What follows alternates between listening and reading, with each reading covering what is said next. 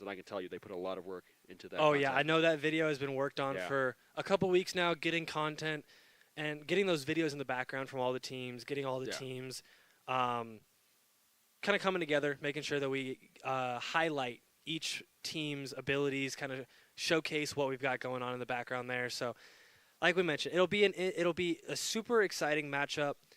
Kind of a rundown for those of you who may not know what Valorant is as a game. Valorant is a 5v5 first-person tactical shooter, as Riot calls it. A precise tactical shooter. Let me. So when you see a running headshot from the most inaccurate gun in the game during the match, just know it was presented as a precision gameplay. There are five players per team. And 4 roles. There are 4 roles. We have Duelist, Sentinel, Controller, and Initiator. Duelists are going to be your entry. They're going to have fast mobility or a sort of a mobility that can get them into sight fast. Yeah. You've got Jet Dash. You've got Raise Satchels. Yeah. Yoru TP, stuff like that. ISO has his new wall, which is kind of big. ISO, we haven't seen a lot of him. He's not talking to our varsity boys. He's not super viable in the comp pool as he doesn't have that super like aggressive push into sight. You kind of have to follow the wall in. Yeah. Controllers are obviously going to be your smokes players or your kind of walls. Yeah. Your Brim, your Astra, and your Omen are going to be your primary smokes. Your Viper and your Harbor are going to be your secondary smokes, kind of more cutting off sight rather than actually smoking sight, kind of giving you a better entry in. And then you've got Initiators. Those are going to be your Intel and your Flashes. That's going to be your KOs, your Sovas, your Skies. And then, what do I got? Sentinel. What else do I got? Sentinel. Yeah. Sentinel is going to be your sight lockdown. It's going to be your flank denial, and it's also going to be your flank. A lot of teams like to play Sentinel on the flank because, well, if the Sentinel is meant to watch the flank, why not have them flank, right? So, and that's kind of the rundown of how this game is played. If you wouldn't mind, Evan, could you kind of give a breakdown of what type of typical team comps we usually see in these types of games? I know because, again, you have 4 roles, 5 players. You usually run a double of 1. So, yes. It super depends on the map. This game is very map dependent. So the one map that has never changed really in its history once it got a solid set was Ascent. And Ascent, you run a double Initiator. Yes. And then a Duelist, Controller, and Sentinel. Yeah. Whereas Split, a map like Split, teams like to play it a little bit differently. Our guys like to play a Val. That's the game they're playing. They like to run a Jet Raise for super fast entry. They like to run and then they like to run a Viper Omen. They like to run double Duelist, double Controller with an Initiator in there for their flashes. So kind of a curious little comp that they get going on in there. But like I said, it's super map dependent. Yeah. It is super focused on what really clears a site. You know, if you have more compressed sites like Sunset, like an A site on Sunset, you may run more Initiators, kind of clear site more because there's a lot more places where they can sit. If you're running a more open site, like say a site on Breeze, you're going to run more Intel. You're going to run more like Sova, so you can clear that back site better. But yeah, it's super dependent. It's really based on the team, what people are what players are better at playing, and what the map is looking for. So it's what we're going into will be super interesting. Yes, because of course we have the map selection, and then we are going to have them selecting their characters. Another important thing that I wanted to mention, just related to the video that we saw just a few moments ago, is of course that GCU has its own documentary series called Passage for Perfection. I have absolutely no doubt. I have absolutely no doubt we're going to be covering this in those next few months. So be on the lookout for that. And again, just one last time, I'd like to mention that this could not be happening without Rockstar. We are an event powered by Rockstar. They are the driving force behind this prize pool that brings out so many young women to come out and compete for this just really awesome event. Yep. And we're just kind of waiting now. Yeah, this is the part where we start peepo talking. We're just like, okay, the players are getting ready, and we wouldn't want to rush them. So, And I mean, I can go more into Valorant. Well, you got to save some talking points for the game to actually. Well, start, okay. Well, I can give you one. I can give you one. Okay. I can give you the maps that they're picking from. Okay. Because right now they're doing the map. I actually meant to ask. So let's go into maps let's go into those maps. Yeah. They've got Ascent, which I mentioned. We mentioned the certified classic. It is the only map to have never been removed from the competitive play, actually. Yeah. Interesting. It is a beta map Yeah. that has never been changed. Yeah. Well, it's been changed, but it's never been removed from competitive play. And then next up, we've got a newer map, Sunset. It's actually the newest of the maps. It is based around the city of Los Angeles. Okay. So kind of if you any of you there So from California, let's hope we don't go there. Yeah, if you're going to if you're from California, if you're from LA, go look at Sunset. You may notice some of the storefronts that are in the map. Next up, we have Lotus, which is a more flowery kind of I love naturistic feel. That is the only 3-site map that is currently in competitive play. You've got your A site, your B site, and your C site. Next up, you've got Split, which I mentioned. Split is a 2-site map. It is known as the 9-3 map. If you don't know what the 9-3 is, the 9-3 curse says that when you win 9 rounds in the first half of the game and the opposing team wins 3, there is a likely chance that you are going to throw that lead, that 6-round lead, and you will end up getting 9-3 cursed. Yes. Split is known as the 9-3 cursed map. That happened multiple times at last year's Purple Rain. It actually did. Let's make it an annual thing. It actually did. And speaking of, what are you hoping to see from this map selection today? Like, is there anything you really hoping we get to watch? My favorite map is Bind. I love Bind. I love playing Viper on Bind. She's really good. Yeah. Other than that, I haven't played Val in the last few weeks. Okay. I've been watching it. I've known about it. But the one big thing I haven't gotten to try yet is Breeze. In the last act, Breeze got an update where they kind of switched some stuff around. Cave got destroyed. You can't even push Cave anymore. They cut off Tunnel on A side into mid, and they kind of just changed B around a little bit. Yeah. The big thing is now they're like, okay, it's super defender-sided. Attackers don't have anywhere to push, especially on that A side, because they can't flank. If you're going A, you basically got to go through that Cave side. So what they did is they opened Tunnel back up, and I haven't gotten a chance to play it yet. So hopefully we see some Breeze gameplay, get that Tunnel going. Other than that, so that's another one. Breeze is another map pool. What else is there? There is any new agents recently that we're just like raring to see. New agents. Only new agent is ISO. That's what I thought. And he's been around for a minute. He's been around for an act. About an act. Yeah. I'm trying to think. What other maps am I missing? I got Ascent. I got Split. I got Sunset. I got Bind, and I got Breeze. That's 5 out of 7. I'm missing. This is your quiz time. Okay. Bind, Ascent, Quake, what was it? Breeze, Sunset, Split, Lotus. Oh my goodness. I literally just was working on... Flame us in the chat. Yeah, cook me in the chat, please. Yeah. I'll get it here in a second. Yeah. But outside of that, while I'm thinking about it, New Gun, which this game's been out for 3 years. 3 years that this game has been out of beta, and we were getting a new gun. Yes. That is the first time content like that has been released. It is called the Outlaw. Yeah. It is a double-barrel slug shotgun. Slug shotgun, I say, because it's technically not a shotgun because it doesn't shoot pellets. It shoots slugs, which is just like one pellet. Yeah. But it shoots like the shorty, so I call it a shotgun. Yeah. The shorty is obviously the secondary shotgun that is super inconsistent. Yeah. I won't go into that because it annoys me. But the Outlaw... Not trying to vent to you guys. Yeah, Sorry, not going to trauma dump Valorant. Costing 500 credits less than your classic Vandal and Phantom is a really good eco denier. Yeah. Because it does 140 damage per shot to the chest, 129 to the leg, and I believe it's like 185 or something like that to the head. Yeah. Super, super high damage gun that you can shoot twice in a millisecond. Wow! So you got to be very careful when you're going up against those. It's very commonly seen in your second rounds. Yeah. When a team wins a round, they know that the enemy is going to be on a light buy. Yes. They're not going to be buying anything up. They're still going to be with their classics. They're not even going to be buying shield. Yeah. So that Outlaw, all you got to do is hit your shots. Yeah, because econ is definitely something I try to emphasize a lot whenever I commentate Valorant, because it is kind of just the case of like if you just starve out the opponents early, there's not much they can do again until like the 9th round, where you're like, okay, finally we're back on our feet. Because again, if they're just putting you down every single game. Yeah, it could be super.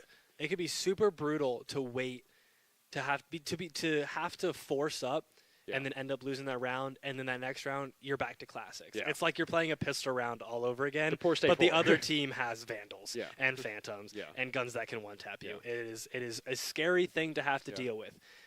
Other than that, that is pretty much the basics of Valorant. That's the game we'll be playing today. That's the game that we'll be playing for the next 7 weeks. And as we said, the name of the day is Rich Get Richer, Poor Get Poorer. Don't lose early. Yeah, pretty much.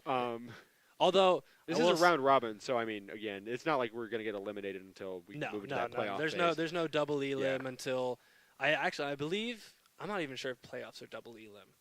No, I don't fully remember. I don't know. I think they run it more like a March Madness, where it's kind of just you lose and you're out. Yeah. But I'm excited. Looking forward to this. Yeah. Because as you mentioned, you haven't played Valorant in the last couple of weeks. I have not commentated Valorant in a very long time. So I'm very excited to be back into this. It's probably been since the beginning of the semester, really. Yeah. When I did that little bit with Mason, that was very fun. So I'm glad to be back into this. Again, shooters are really fun to do, but really different from a lot of other games in just the way you follow the pace of the match. Yo, yeah. And you got to think, like, Valorant is different from a lot of other games. Even other 5v5 tactical shooters. I mean, you got, like, Rainbow Six Siege, which is 5v5, but you can run and shoot your gun in that game without having any detriment to your recoil or your spread. Valorant, if you hit that D key while you're spraying, your bullet is going 6 miles in the opposite direction. It's going downtown. And you are not going to hit that shot. Yeah. Unless you're lucky, and in which case we have seen a few of those.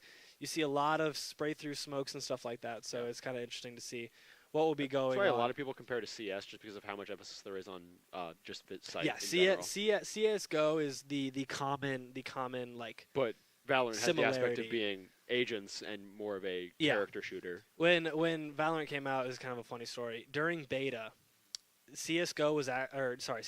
Valorant was actually called CS Goverwatch. Yeah, that's the big comparison. Because everybody was like, oh, it's CS:GO. It's a 5v5 tactical shooter where you have to stand still. Well, it's like a character shooter. But the characters have superpowers. Yeah. And that's not CS:GO. That's Overwatch. Yeah. So what if this is just a ploy by Riot Games to create a game that has both and bring in both of those communities? And by God, it worked. I'd say it's worked. It's worked. I mean, look at what this game is at. So it has become one of the most popular games of the past few years. It is definitely pretty much the most. We're still in 21st century. Yeah.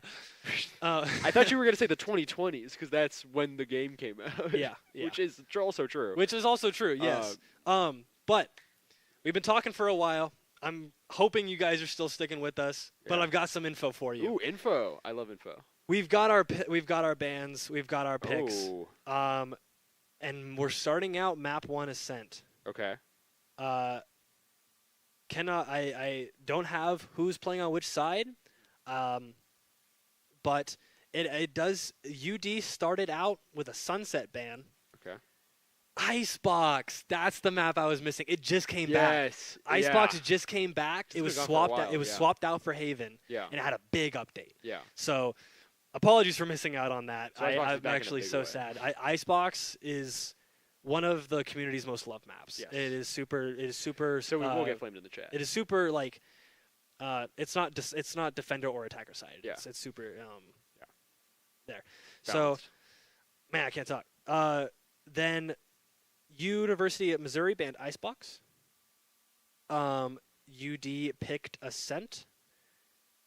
And then University of Missouri picked Defense on Ascent. So we will be seeing University of Delaware attacking on Ascent, starting out with Missouri on defense. And then we have the information for Map 2 as well. But Map 2 is cross that bridge when we get there, or just get right. No, into let's just get into it. Map 2 is Bind, and University of Delaware will be attacking. Yes. They will be attacking on that Bind side of the map. Bind can be very difficult to attack with the wrong team comp. Yeah. So I'm interested to see what they're going to decide to go on that team comp, but that'll be game 2. Map 3 is your decider. It will be Lotus. Yes. Lotus with a my personal favorite. University of Missouri Attack. Really? Lotus is your favorite? It's just pretty. I love looking at it. Okay, so you're an aesthetic. Yeah, I was like, for me, it is purely the aesthetic. It is not the competitive advantage. Disdain for all three-sided maps. That's just fair. me. That's actually another reason why I like it, is because it's the variation. But I'm sure that creates a lot of volatile feelings and the most competitively. I do like the doors though. I do like the gimmick of the turning doors. Yes. So that's cool. So those will be our 3 maps. So let's talk about Ascent while we're waiting. Yeah. I mentioned this before. We covered it a little bit. Very safe team comp. Yeah. Jet, KO, Sova, KJ, Omen. Yeah. That is your safest team comp. Killjoy has never left this map. I've seen Sky get played instead of KO. I've seen Fade get played instead of Sova. I've seen Raze get played instead of Jet. KJ has never lost her spot as the main sentinel on this map. Yeah. Her B site lockdown is so brutal because the big play on this map is to push up into B main, jet dash onto switch, and close that market door, because what a lot of teams like to do, they like to play a person either boathouse, on site, or ramp, one of those 3. And then they like to sit somebody in mid, kind of cover that flank watch, and then push back into market when they get a chance. If you hit that switch, that door comes down, that market player is blocked off, and now it's a 5v1. Yeah, so you're going to have to definitely have to call out that play when you see it, kind of show, Evan called it. Yep. But the big thing, KJs like to throw their mollies on that switch. Yeah. The big thing is that molly, if the alarm bot if they decide to put the alarm bot down on the main entry into B site, and they molly the switch with the alarm bot, they're vulnerable. The alarm bot causes vulnerability, which means you take double damage from all input. If that happens and that KJ pops molly on that switch while the Jet's dashing in trying to hit it, that could potentially be a kill. Yeah. That could turn a 5v1 into a 4v1. Yeah. Or even a 4v2 if the team is set up correctly. As I mentioned, you could turn to a 4v2, swing the momentum of that game. And now, the Sova's big on this map because, one, it's really easy to send darts across the map and fake, but it's also, there's a lot of openings and small little areas where you can't see a person, but you can know they're there, right? KO knife suppresses, but it doesn't tell you where they are. Yeah. Sova dart doesn't suppress, but it will tell you exactly where they are. Yeah. So it's kind of big on those retakes, especially on the A site. If you bounce a dart up and you check Gen, which is right there below Heaven, or if you send the dart off of Dice into Hell, you can see if there's anybody Hell, and Heaven into Hell is actually wallbangable. Yeah. A lot of people don't realize that, but what you'll see a lot of the times is with Sovas like to use Ares and they like to use Odins because they can wallbang. Ascent is a paper map. Yeah. Almost everything is wallbangable. Yes. So Sovas like to shoot their dart with a gun with high penetration and just spray. Yeah. So when they send that dart into Hell and they see somebody, they're sitting there with that Odin or that Ares just absolutely laying into that. And do you want to break down, because of course, this is a collegiate stream. Sometimes we have people's parents watching. Do you want to break down for them the kind of benefits and detriments to wallbanging, just why you're going to see so much of that here? So like I said, Ascent is a paper map. Everybody calls it that. Yeah. And what that means is wallbanging is when you shoot somebody through a wall. That's literally what it is. Yeah. It's you spray through a wall that has low penetration. Yeah. Those guns like the Ares and the Odin have super high penetration, so it's easy to get through that wall. There really is no downside per se. Well, unless you mean yourself getting wallbanged. Except if you're the one getting wallbanged. But the big thing, especially with the Sovas, is you're going to see a dart into B main, and then you're going to see a Sova spraying through said wall that the dart just locked in. It definitely Oh, sorry, go ahead. No. Please. Oh, I would say it definitely polarizes, because like I said, so much of this game relies on sight and smokes, and it's going to definitely polarize that even more, where it's like, you don't always have to have direct eyes, because just that little bit of info that they're there, and you can just spray them without even having to make contact. Exactly, and what's brutal about that wallbang is if it gets basically one of 3 characters, your round is ruined. Yeah. If that Sova gets your smokes off rip, your round is ruined. You're done. You have no way to safely enter site without checking every single corner. Yeah. If your duelist gets caught, it's going to be very difficult to take space because you're losing all of your momentum. I've seen a lot of You're walking into site slow. Yeah, I've seen a lot of Valorant games turn sour because once you lose smokes, like again, they just have to charge early because they're running out of time, and then their entire team gets slaughtered, which ends up just backsliding, and they lose the whole round, really. And then where you would normally smoke, there's that Sova with exactly. an Odin Like sitting and spraying you down. Yeah. But yeah, if either of those characters get caught by that early wallbang, it can be very detrimental. That's why you almost always see smokes entering third or fourth into sight. Your sentinel is usually going to be flanking, so they probably won't enter sight. They'll probably enter sight last from behind. You'll obviously your duelist enter first, then you'll see your 2 initiators, and then you'll see your smokes entering sight. And that's the safest way to play Valorant because of just how thin this map remember, is. For this specific map, again, we're usually going to see 2 smokes is the double up. You'll usually see a lot of double controller. Yes. On this map. People like to say smokes, and I don't like the word smokes. Well, smoke is what you do, not what you are. the reason I say controller and I say double controller is because agents like Viper and agents like Harbor, while they have a smoke, their smoke is very specific. Yes. It can only be used in certain circumstances. Situational. Because you have to throw it. You can't place it down like Omen, like Astra, like Brim. You can't place it wherever you want on the map from the safety of cover. You actually have to push out. Unless you have lineups, you have to push out and get that smoke down. They're fulfilling the same role. It's just the tools that they have to use it are a little more circumstantial, not really as applicable to specifically just their smoke, even if they're trying to make the same function for their team. Yeah. So, but either way, that double controller team comp is looking pretty likely, probably for both teams, because a lot of times, again, these are collegiate teams. They're pretty competitive, pretty well optimized. They kind of know already what they're bringing into here. In fact, I'm kind of wondering what they're. I'm not sure, right now.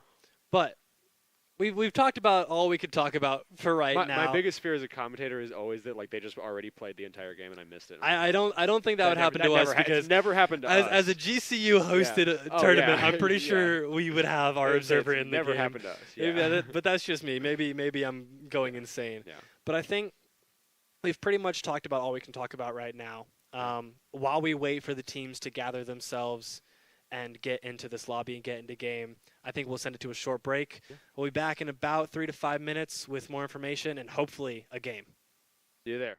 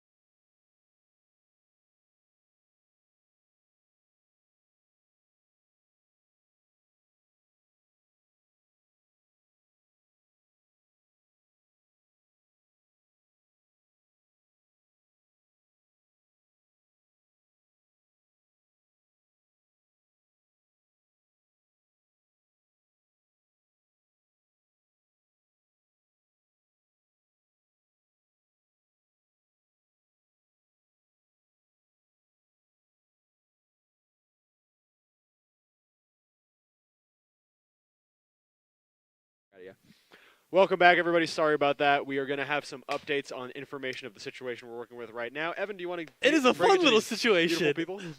So we use a tournament site called Battlefy, and the map or the game. Yes. I say the matchup was set for 6 o'clock. We were planning on it being 6 o'clock. It is currently 6:30. Yeah. It was 6 o'clock Pacific time. Yes. Which, if you're not aware, we are in Arizona, Phoenix, Arizona. The best time GCU. zone. We're in the Valley. Yeah. We don't use daylight savings. Yeah. So it is currently 7 o'clock here. Yeah. Or sorry, it is current. The time of the game was 7 o'clock here, which means we still have half an hour until this game is scheduled to start. So, I mean, everyone give a hand to Evan and I for just filibustering. Yeah, thank all you. That time. We were like genuinely like, well, I guess maybe they're just getting ready. I was just trying to teach you guys about Valorant. I'm glad I got the chance to introduce you to such a wonderful game that I've been playing for 3 years. We'll have the content team make that into its own video, Evan's Valorant tutorial. Yeah, I did make a book on it, so I did make a book for all the casters. I did make 2. So, what's going to happen is we're going to go on our break. Yeah. And as an extended break, we are going to watch an episode of The Passage to Perfection. You had mentioned it earlier. The documentary series. So if you guys haven't watched it, you'll get a chance to watch it now. We have half an hour. Yeah. So feel free, sit back, relax, enjoy The Passage to Perfection. Again, a lot of hard work went into this, so we really hope you enjoy it. I mean, I'm pretty sure we're both in it, so keep an eagle eye out. Please enjoy, and we'll see you back with the game in just a little bit. I'd rather get them all their hours, so I need to... Yeah. Alright, man, what's up? I'm busy.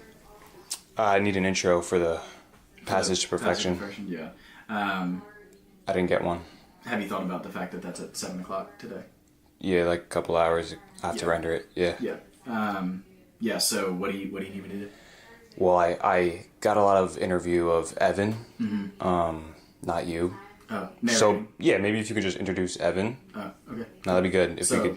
I'm not going to be shooting for the intros for this episode. No. Oh, no. Okay. Yeah, something happened, I guess. Got it. Okay. And I'm introducing Evan. Yeah, sure. Okay. Yeah. All right. Well, I guess are we doing it now? Sure. Okay. Cool. Yeah.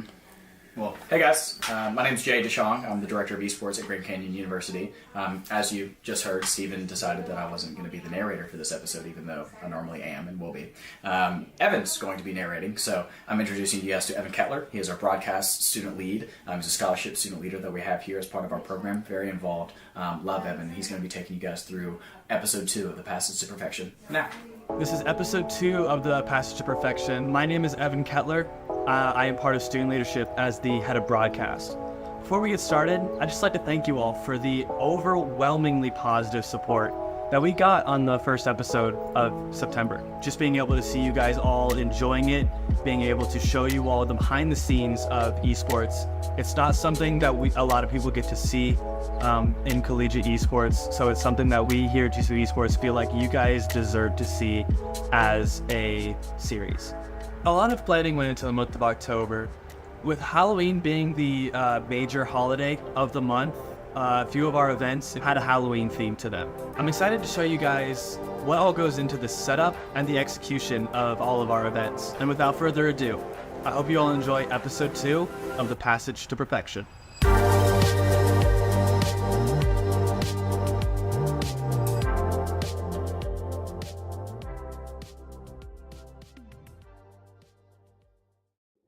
So today is Gaming Under the Stars, which is one of our biggest events of this year. And we're going to have walking tacos, we're going to have lots of Nintendo Switch games, and tons of fun stuff. Everyone is going to have a lot of fun, I think. Yeah, I'm actually not too sure on what's going on with it, but I mean, that's like a fake screen right there. We're going to set this Switch up, and we're going to play some Smash Bros, Mario Kart, Mario Party on there. So it's going to show up on that big screen somehow, some way. Well, I'm setting up Mario Kart on the quad big screen, and I'm about to run Ovana in some Mario Kart. Gaming Under the Stars is an important event to me.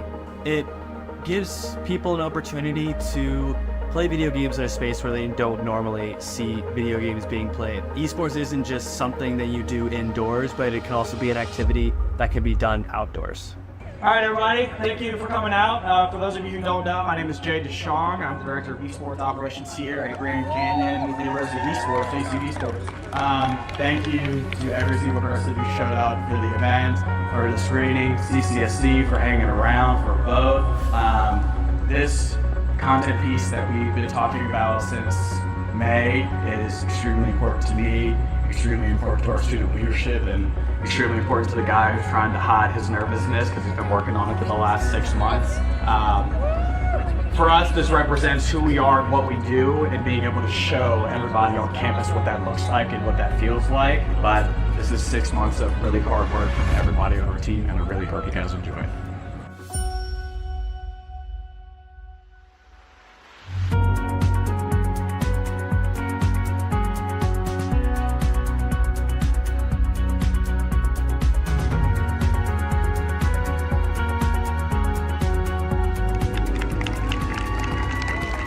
Steven and his team have been working on this, like you guys heard, since June. This is one of the guys, this is the leader of the guys. I just want to give you guys an opportunity to give this man a round of applause for the work he's done over the last 6 months. Steven, you got anything to say to the people? Thank you.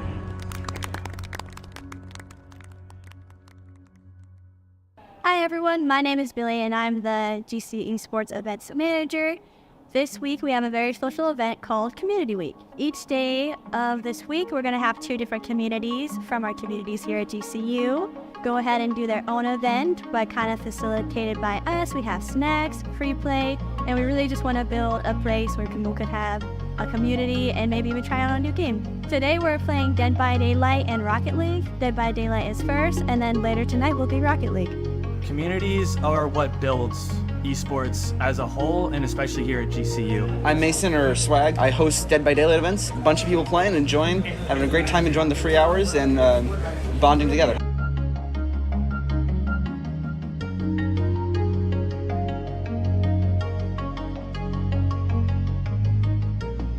Hey everyone, my name is Corbin. I'm the Rocket League Community Elite, and today we're going to have a big group of guys showing up for some Rocket League, and it should be fun.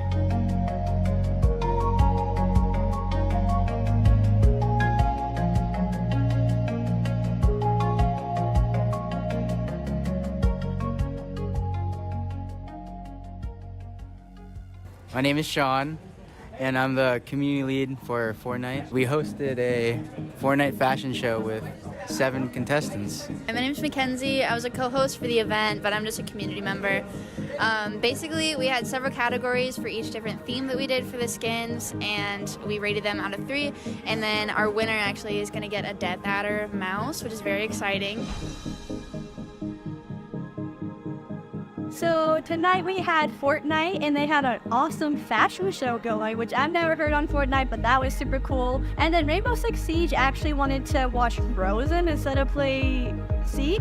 But you know what? I respect it. A little bonding event's always good. So I'm glad to see it. Hello, my name is Salvador Perez. I am the community lead for Valorant. Tonight's the last day for Community Week, and we'll be playing Valorant. Custom 10-mans. We've already played a game, and it was pretty fun. You know, it was a close game on bind. Final score was 13-11, so it could have gone both ways. Everybody had a good time. We were vibing, you know, just having fun. There was a couple of crazy moments, but a couple of clutches. I've seen a lot of different people here on campus play Valorant, and being in a space where everybody can just vibe, you know, get to know each other, get to meet new people, and have just an amazing time.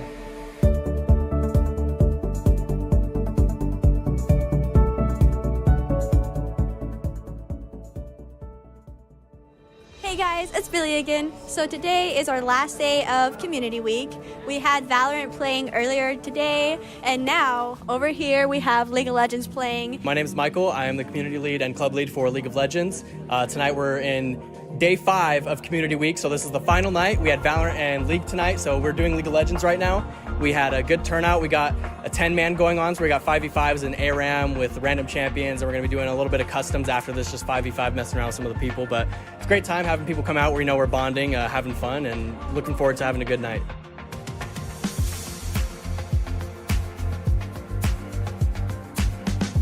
Wait, there's no way!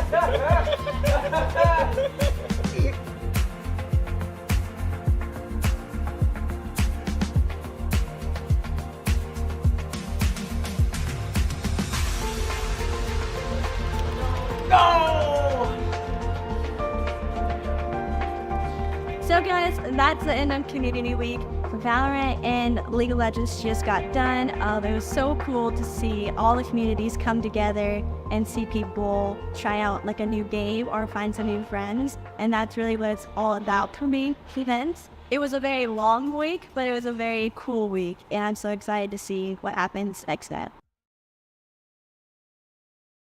Hi guys, so today is Women Wednesday. We have a Halloween theme. So of course we have tons of candy to give out. Just wait till you see how much is actually in this little box. Mine's on full-size stuff like Skittles, Sour Skittles, Nerds, all the good stuff. You have to eat this one for the greater good. And if I open another packet, that's just wait. Honestly, I'll take one. Yeah. Yeah! How do you eat your pocket? You gotta This month's event, we had quite a bit of girls, around 40 girls attended, and I always see new faces every month. This event started as such a small thing with only 15 girls attending, and it grew to such a big event to where now we have 40, 50 girls coming in this year.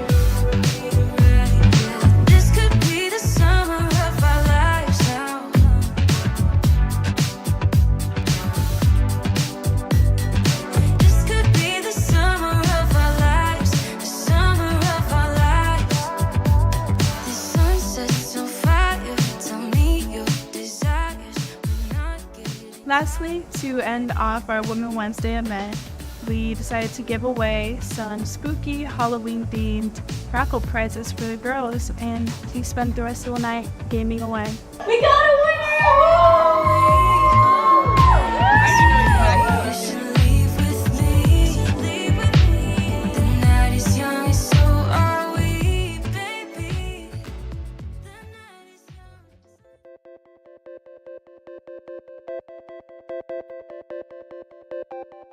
Hello everybody, welcome to FFF number 100. It is finally here. This month was FFF 100. It also happened to fall just a few days away from Halloween, which made it super exciting. This is our Halloween event, as you can see. Don't worry guys, the banana is not permanent. It's just a little temporary fun we're doing here.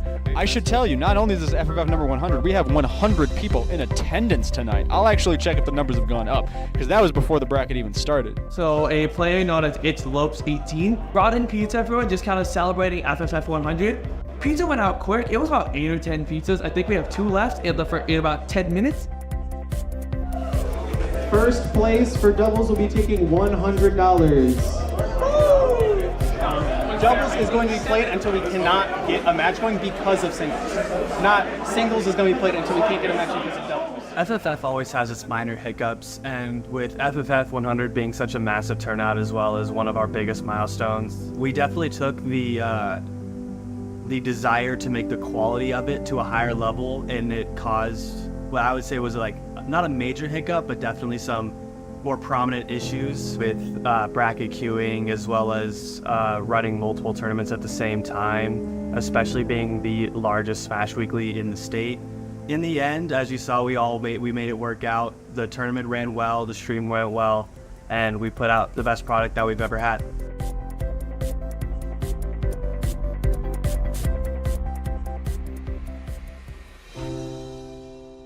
So FFF, I think, is one of the most important events, honestly, on campus at this point. FFF has grown on me so fast to see the amount of people having a good time here, the competition while still being friendly, and the amount of Smash players that literally just help each other out, whether they go to campus, they're off campus, and it's honestly just a community, and it's amazing that they get to host an event once a week.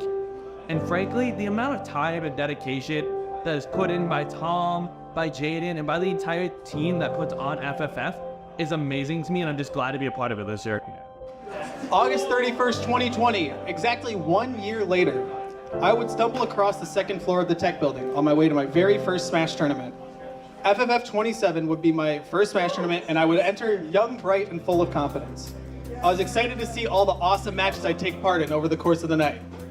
I would get promptly rinsed by McDale in Winners Round 1. I will cherish all these memories that I can thank FFF for. From GCU weekly students, team players, off-campus talent, and the amazing staff we have here. Every single person who has attended an FFF has truly made an impact on my life and everyone around. I see a level of camaraderie here that is precious, valuable, and hard to forge or imitate. As we come down to my final few FFFs here as a TO for GCU, I want to say that it has been a complete honor to serve you all. Thank you all. I will always be there for you guys. You guys have been there for me. I may be from Ohio, and while I live in Arizona, Firefox Fridays will always be my home. Thank you.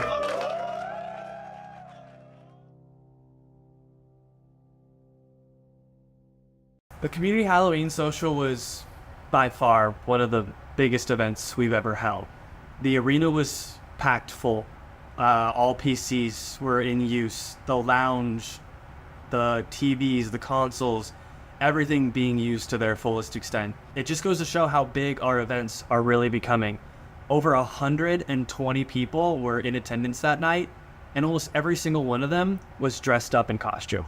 Okay, guys, so here is our Halloween event costume contest. We're going to show one person, and once you see them, you have to raise your hand if you vote on them. She's a traffic light. And the traffic cone goes along with her. Can we get more? Can we get more? All right.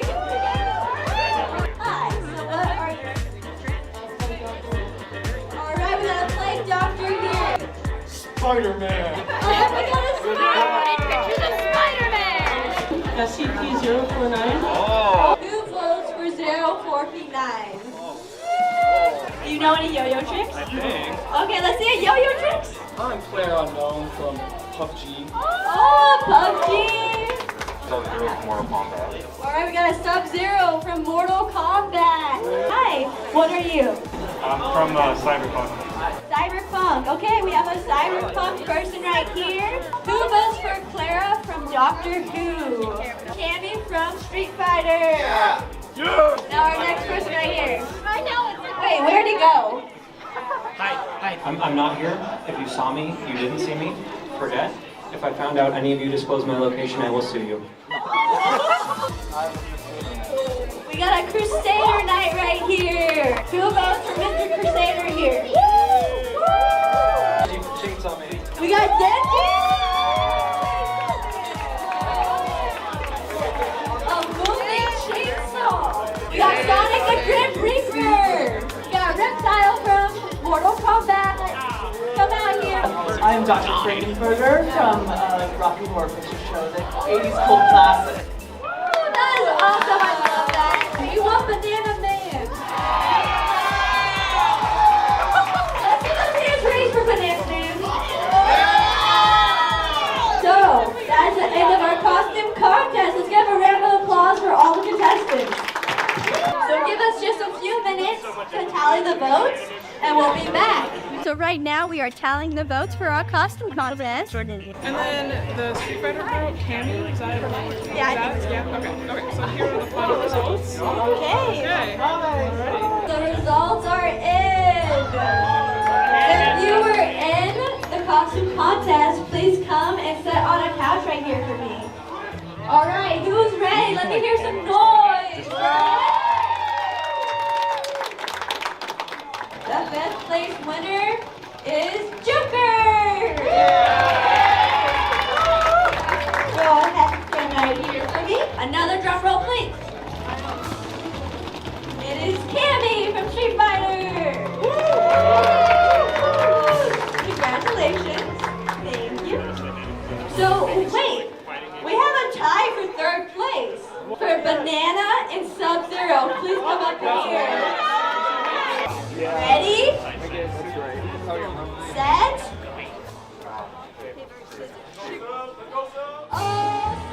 Third place. We got Blaze Mason. Second place winner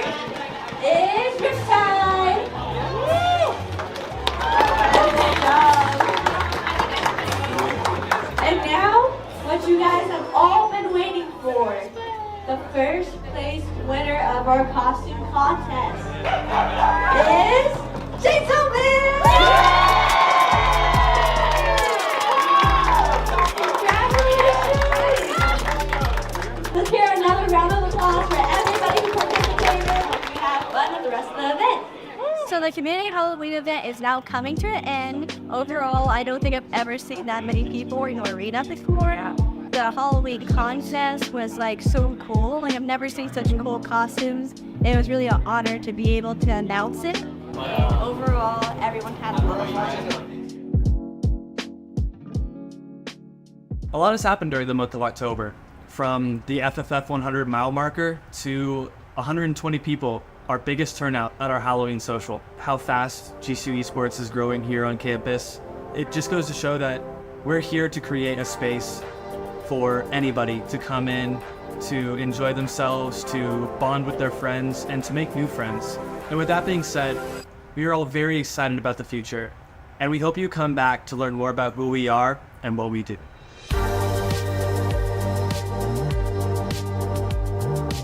Gotta do it again. Wow, what happened? No, let's do it again. I smirked. I don't want to smirk. Okay.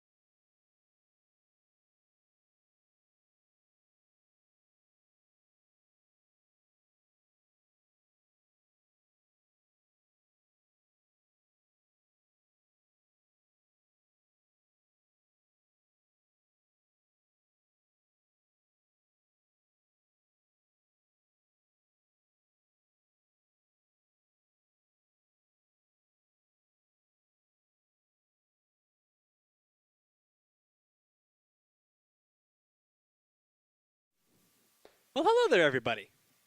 Welcome back. Yeah. We're Hope you enjoyed the video. Yeah, it was good. I was in there a lot, so you got to listen to me talk even more than you listened to me talk for the last. Yeah. So instead of listening to me for half an hour, you got a full hour of Evan Kettler. Yeah. And now you get even more. Yeah. This is the Evan Kettler 24-hour stream. Yep. I should do that. Yeah. GCU Esports with Evan Kettler. Isn't that 24 basically hour what stream. we're doing for the Cactus League? We're just doing like a full Very, day. very close. It's like Full 9 day. to 7. But we've got a game where I believe the teams are loaded in. I believe we'll get started here any second. To reiterate what we talked about a little over half an hour ago, we've got University of Delaware versus University of Missouri. We got the Sphinx and we got Magenta. Yes. I will have to look at the names because I do not remember them. It Yeah, has for been a those of you minute. just tuning in, we just want to give you a little bit of a refresher because, again, it might have been a pretty long while ago since we mentioned this last. With the University of Delaware. University of Delaware, we got Zimi, we got Caitlin, we got Jade, we got Chrissy, and we got Kelp. Yeah. And for the University of Missouri, we've got Whatever, Azaram, Amakari, Sober Sushi, and J-Bro. Those are your lineups for the game. Map 1 is Ascent. Yes. I believe we'll be seeing a mirror comp of, like I had mentioned before, it's a very common competitive queue that they run on Ascent. Yes. And I still don't have a whole lot to talk about. I feel like we talked about literally everything we could talk about under the sun I tried about to get Valorant. like every question in my amateur brain of like, what could I know? And I was like, what? Tell me, Yep. Evan. Tell me a story for if, an hour. If for some reason you tuned in during Passage to Perfection, yeah, we're streaming Purple Rain. It is the first women's collegiate Valorant league, hosted by GCU, sponsored by Rockstar. It has a $5,000 prize pool. Their second annual season. Second annual season. There are 14 teams. GCU and Arizona are the only two Arizonian teams to be participating, but we hope to see some Arizona representation. Arizona $5,000 prize pool, 14 teams, 7 weeks of round robin, and then we've got playoffs, and then we've got championship. Championship, yeah. So it'll be a long 2 months, excuse me. It's basically round robin, March Madness, Super Bowl. Yeah. Yeah. Crazy, yeah. You could have just said playoffs and then said Super Bowl, Super but Bowl. it's March Well, Madness. because we went over it earlier that we're pretty sure it's single elimination once we get to the playoffs. I believe so, yes. Yeah. I mean, but you can fact check us later. I'm never wrong. No. Yeah, I don't got a whole lot. The maps. We could cover the maps again for those of you just tuning in. Yeah. Okay. So the 3 that we are going to be covering for this game. First map is Ascent. Yes. Second map is Bind. Third is Lotus. Third is Lotus. Those are our 3 maps. You've got two site maps and a 3-site map. Ascent has no gimmick besides closable doors. Bind has teleporters. Lotus has rotating doors. Of course, Lotus we only see if we go to Game 3 because it's a best of 3 series, just for those of you, again, just tuning in. Valorant and itself, I believe it sounds like good to go. we are heading into a draft potentially. Even though I don't think I need to see the draft because it's more likely gonna be it's more than likely going to be Call Jet, it right now. Jet, KO, Sova, KJ, Omen. Oh, I got a big callus on my hand. Unless the women's teams feel like they're better at something else, in which case I respect it. I'm so willing to see it. I'm excited to see it. We were just talking during the break that you see a lot of strong competition in women's sports. You do. They're like compare women's soccer to men's soccer. It's like, yeah, it's heated. That is an interesting conversation. Which I didn't know. It's actually mostly because I don't follow any sports.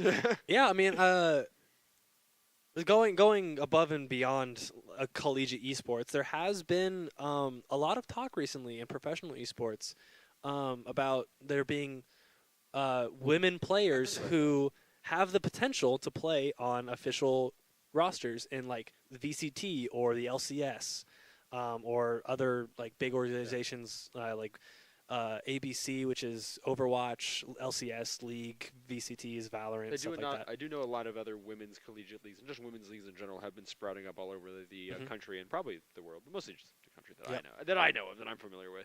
Have been sprouting up for Valorant after Purple Rain kind of laid a little bit of that pavement. So I'm really proud to see not only the people who come out to compete in our tournament, but who really compete in any tournament. Yeah, if I'm not mistaken, I believe last year was 9 teams. It was 9. It was an odd number, so it was like 9 or 11. Yes, because someone got it was bought. 9. Yeah, so it was 9 teams. Well, I'm more so it's confirming. Confirming it was an odd number.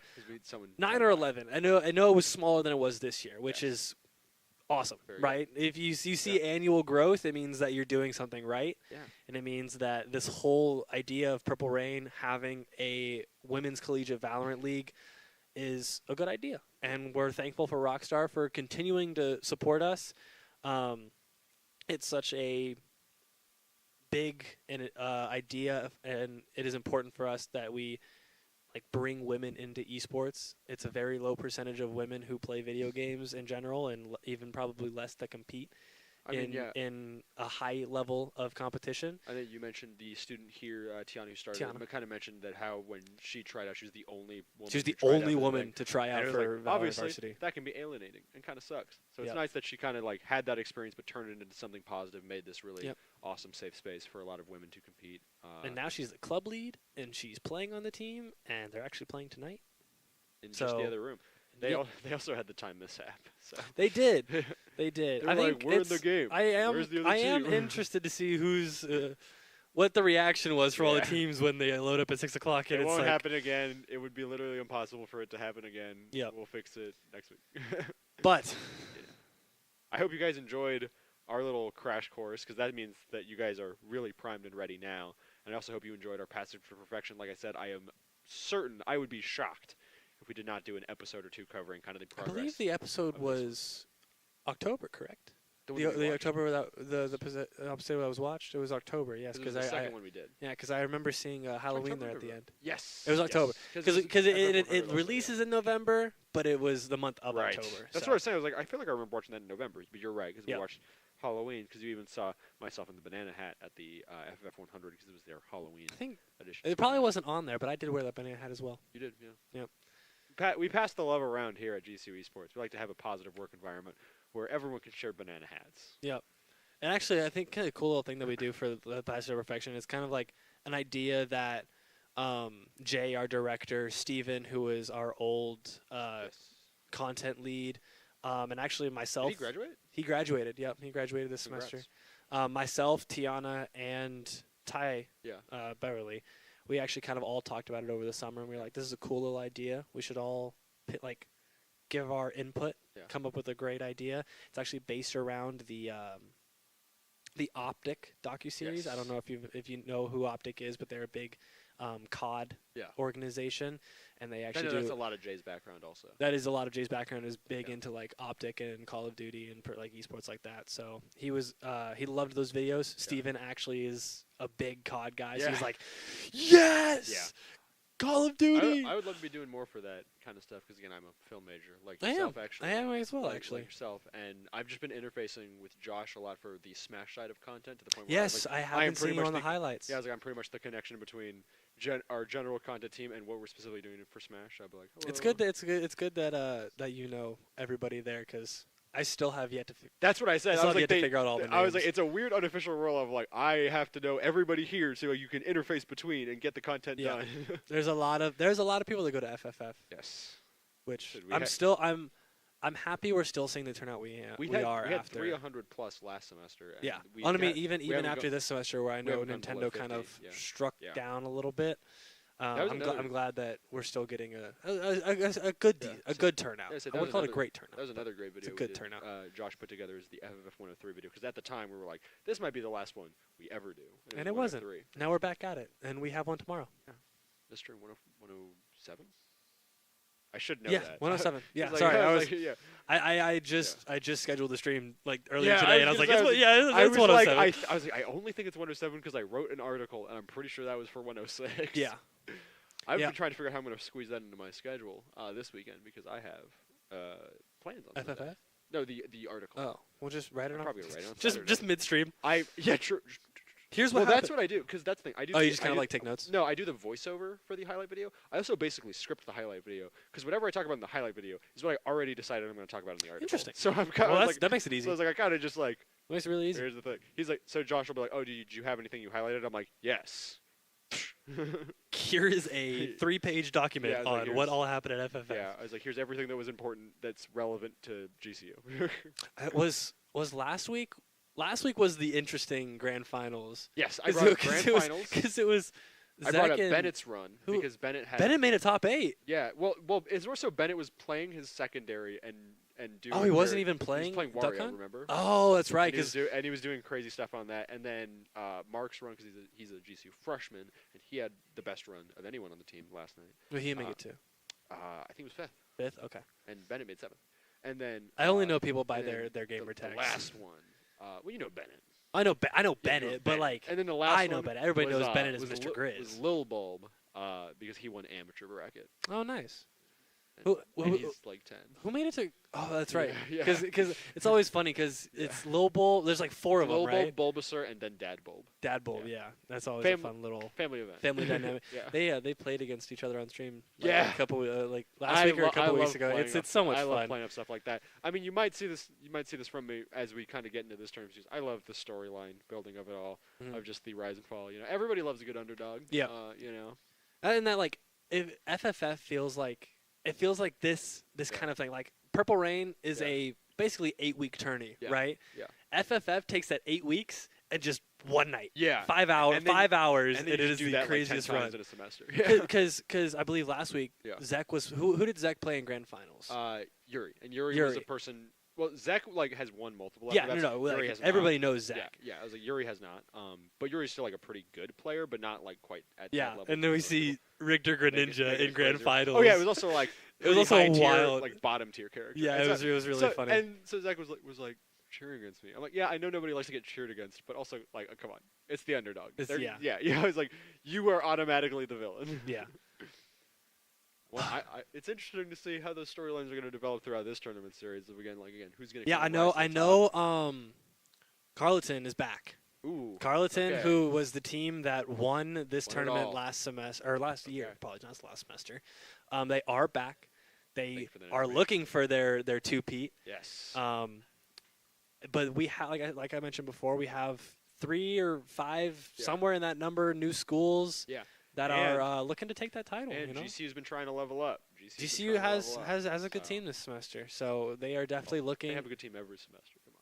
They do. They do. Yeah. But I'm specific. But see, the thing is, they Yeah. don't play in Purple Rain last semester, so we got to talk about this semester. Yeah.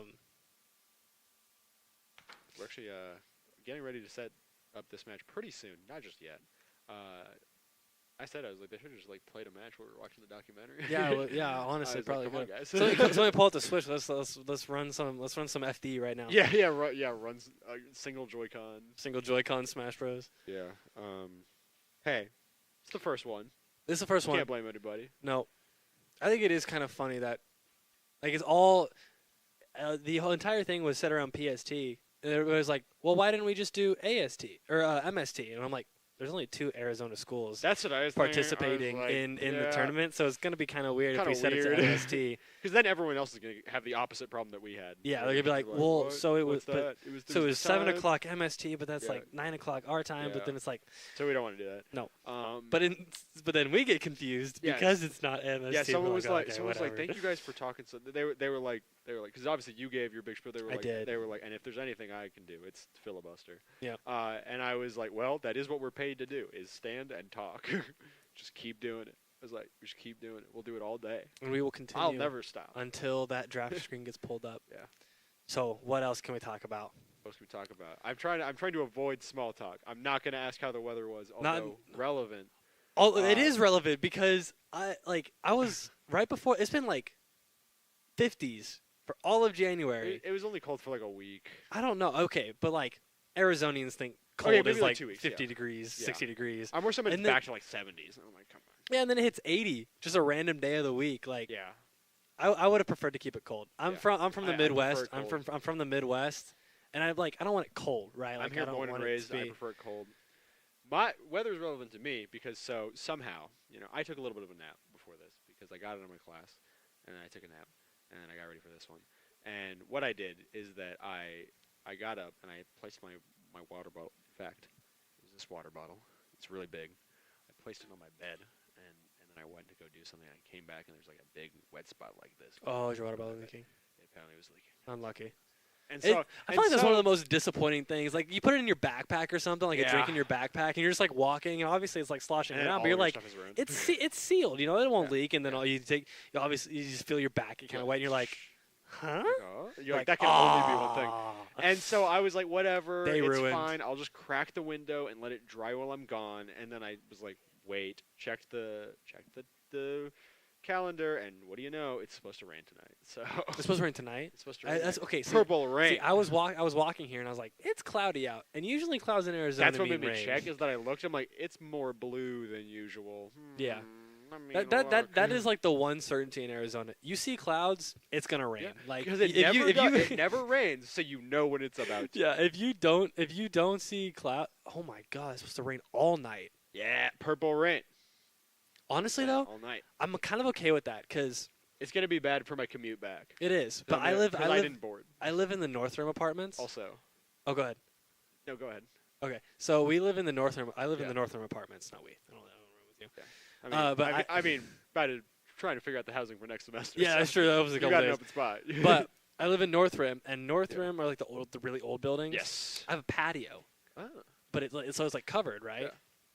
And if I put a chair up against the screen door, it's not like close enough to the edge where the rain can hit. Yeah. Sometimes I just sit out there. That's Really nice. sometimes when it rains, I just sit out there on the patio and I enjoy the trickle of rain on the rooftops of the buildings. For me, it's just a problem. I didn't bring my board, so I'm gonna be walking back, and I live in Palo Verde. And you're also, in fact, I think you're gonna show it right now. You are in fact wearing slippers. My slippers here. You are wearing slippers. So those are gonna get soggy. Cause I was like, okay, I have a commute, but it's not that bad. Like I walk. Where you live at? Like Palo Verde. It's the sticks out here, where it's like it's super far. You know, it's East Campus. That's not Rivers. Is that Rivers? That's not Rivers. No, it's that's across from Rivers. That's the Diamondback area, but it's like across an entire gate. Yeah, it's such a weird little thing. Ponderosa is across another gate, and that was last semester. Oh, thankfully I'm not. Well, not last semester, last year. No worries. Okay. And then I was at now I was at Palo Verde, which is still in the sticks, but again, it's 5 minutes, maybe 10 of a walk. And so I was like, I'll wear my slippers so I can be comfy cozy during this here stream. And now they're gonna get soggy and see, and you made the right decision because we were here for a while. We were here for a lot longer than we thought. And I'm if it flat-footed, which means that standing or walking for a long time will cause me like chronic pain. You gotta shift. You gotta shift. You gotta dance the whole time. But I'm trying not to be too obvious about it because that looks really bad on a stream. Just start doing like the Oompa Loompa dance. I'm trying to just like. We are waiting on just one person. I do like standing. I do like standing streams though. It helps a lot with the energy because I feel I get to wait my. I feel like truthfully, if I have a number 1 week as a commentator, it's being able to elevate my energy at certain moments. Because I feel like sometimes you get on these long streams. I'm gonna start making you guys stand at FFF. You're kind of just like, okay, the thing is happening. Yeah, it's not easy to just go. You know what I'm saying? Like shoutcast. Which, to be fair, you don't want to shoutcast the whole time because then you should you should start standing at FFF. See how long you can stand for. See if you can stand for all 5 hours of FFF. Yeah, I'll stand for grants. In fact, sometimes I do. Sometimes I'm like, lock it in. Whoa! Like lock it in. Yeah. If anything, sometimes I also sit back more because I'll like go back in the chair like this. I'm like, oh. Yeah. You know what I'm saying? This is the most interesting turn of events. Yeah. We were an hour early. And now we were on time, and now we're just waiting for one person. Now we're late, I think. We're technically late, but if hair tie. Let's watch. Yeah, I paid a lot for it. I actually have, not to brag, I got like 5 more of these back home. What? I don't. Is there a reason to brag about that? Or like really good hair ties? No, it's the watch joke. No. Like, I got 5 of these more of these back home. This is nothing. They are really nice. This bad boy cost me $45,000. While we're wasting time, these are really nice hair ties. Are they actually? I have thick curly That's hair. true. You have really thick hair. If I have if I have the more stringy ones that are like the standard, sometimes it's more so it just causes me pain and hurts. I understand. Because it bunches them up super tight. That is true. And it hurts. I can pull my hair back, but I kind of just like it fluffed out. Because I figured out the way to wear the headset and have it all look good enough. The banana hat was really funny with your hair. Because it was my full hair. It was the hat. It was a hat. Oh, that's right. Banana hat. That's right. You had the hat. Headset. That's right. I forgot you had the hat on under the banana hat. Because like we said, it was the Halloween was the whole one. thing. So I was like, I don't have a costume. I'm like, if I wear a red hat and a blue jacket, because you were like I can Dipper. pretend I'm a Pokemon trainer. No. Oh, was it Dipper. supposed to be Ash? Ben was Dipper. Oh, Ben was Dipper. Okay. I can pretend it's Pokemon trainer. Yeah. Ben even had the like hat. Had the actual hat. I wore my Akatsuki robe. That's what I wore. I remember having an Akatsuki robe, which is cool. My freshman year, I wore. It was Sasuke's Shippuden outfit, and it was the Oblivion Keyblade, and I had some like round sunglasses and like one other accessory, and people were like, "Whoa, that bit is awesome!" And I'm like, "No." I just thought, what could I cross over that would be really funny? I've never watched Naruto. That's really funny. That was like a $50 bit. I went to this like buy sell trade video game store like that kind of thing like Zia Records we have down here in Phoenix. It was kind of like that, but it was back home. They had the white Sasuke. I think is that what it's called? His white sword. I don't know what it's called. It's kind of like rectangular. I had a Keyblade from Kingdom Hearts. Oh, yeah, That's the what I had. Keyblade. Yeah, Okay. I had the Oblivion Keyblade from Kingdom Hearts. Oh, okay. And I was like, ha. Yeah, so he had like in Shippuden, he has like this white sword that's like really slick because like there's no hilt to it, so it slides perfectly into the sheath. And they had one of those for like. No, we were about Oh to my start, goodness! we were about I to can start, stop talking about Sasuke's we were sword. about to start power scaling, and now we have to watch Valorant. And, and now I can talk about wait for it, mirror comps. Yeah. All right, this is now a Naruto power scaling. Okay, stream. so I have to root for Delaware, and you have to root for Mizzou, apparently. Yeah, because we're on the sides. I said it's not unbiased. It's not biased commentary if you have one person biased for each, and the commentary is like, All right, matchup. Welcome. First match of GCU Esports, the Purple Rain Valorant I was Series, wrong. second annual ever. You Wow, were wrong. this is most interesting. Double Sentinel. Break it down for me, Evan. I don't. Have you ever seen this before? No. Okay. I've never seen Sage played on Ascent. The only thing I can assume is being played is wall mid or wall A main, because walling B main is not a normal thing you do just because it's kind of a weird little angle you can get. However, Jet really good on this map. Raze I've seen be played really well on this map. It'll depend on how she decides to play it. Obviously you have your Sovas because this map is paper thin. Omen, just the best smokes on this map because he can actually more or less clear the entire map with his smokes. Oh, I'll have the same little calling cards. I think they were doing that while they were waiting on their things. Sage, like I said, KJ, obviously a staple. I would say both teams.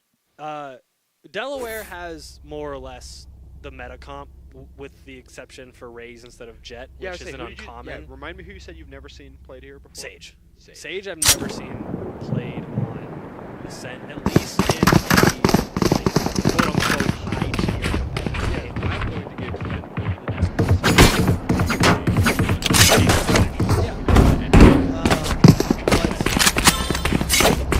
KJ obviously is recalling my on box. this map. The Jet is good for that dash into sight. The only thing I can assume is that instead of going for switch on her push, Zemi will actually go for sight. Yes. Because it's kind of a waste of satchels to satchel onto switch because it's just one. Like you can single satchel into switch. But we're gonna be starting out with a slow push up into mid here. We got knife and dart going into mid. They're trying to clear out that tree cubby, which I believe KJ has alarm botted.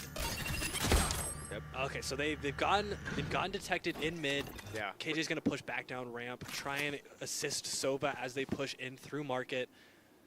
It is pretty close to contact here as we see that the members of Mizzou are kind of coming in with a little bit of a pincer at that time. Oh, Ray's getting hit just a little bit through that wall.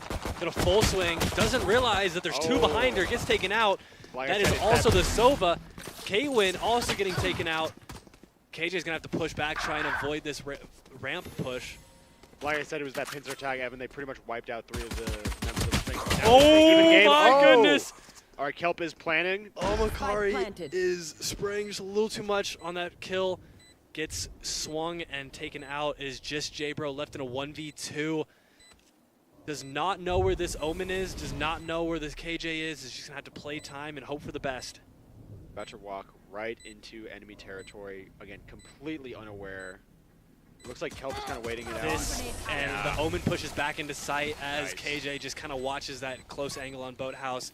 And that is round 1 to the UD Sphinx. Really unfortunate situation for J-Bro there. They kind of had no other option but to push, just even with that little information they had. Again, it was really that big clash in the middle of the game there. Where, like you said, they were just so caught off guard from both people on both sides. Although they did do a pretty good job to bring that back. It was a really good push from the University of Delaware. They had a solid hold on mid. It was just that final push into ramp where they weren't watching both angles that they got taken out. Yes. And now they're going to go for another little mid push, taking it down Cat as KJ watches the A side. Raze is up here quick, does not know where the Jet is. Jet avoiding, but is going to hit the ground hard. They know she's there. Going to get taken out. They sees the Sova, gonna push in. There's 3 of them. All of them are getting taken out though. KJ swinging in, KJ and Omen swinging in from that A main section, catching the 2 players on side off guard. This is gonna be bomb down in a 1v5 situation. Wow, it was like fish in a barrel for Zimi here. I mean, again, that was like, what, 3 contacts, and we're about to see potentially another kill as the last member of Magenta is I am trying to loving the KO, I think it was KO Sova sitting in that little garden, KO watching that mid, or Raze, apologies, watching the garden push. That is beautiful cross, or it's just a beautiful cross setup. And Delaware taking round 2. It's going to be a full buy up for the University of Missouri here. The most interesting thing to look out for. Yeah. No, go ahead. Just as a quick little thing, a Vandal in 3 shots will do 120 health. Vandal in 4 shots is 160, and if it headshots you, it does 160. Okay. So what the thing to kind of be on the lookout for is if the University of Missouri continue to go all Vandals, you may see the University of Delaware start buying Light Shield. Yeah. Because they won't have to spend the extra 600 credits for that 5 health that they're missing. Yeah. And as we, if you have only joined recently, weren't there for a big little pre-show. We were mentioning we like to emphasize econ a lot because it really means that you can get starved out early on and kind of just cause a landslide to further develop for Sphinx. Again, if they make those right decisions in that buy phase. But right now, back to the game, we are into round 3 here. This Sova was doing a little jump peek off of the little like nub in CT spawn that allows him to see over sight. I believe he did see the Raze, but the Raze also getting caught up by the alarm bot gives them intel that they are mid. There. Opting in for a B push here, KO and KJ both pushing B main. They're going to take this fast. They have to avoid the KJ on site. It's going to be a double satchel down into... Screwed up that second little satchel a little bit, not quite getting the distance that she needed.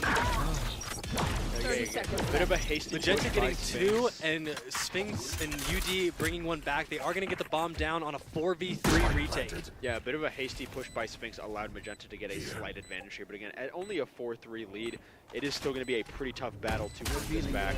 They are trying to push it, but a bit of smoke. They're going to get caught out by that. 1 enemy remaining. There's a great dart from the Sova, getting contact onto that Sova.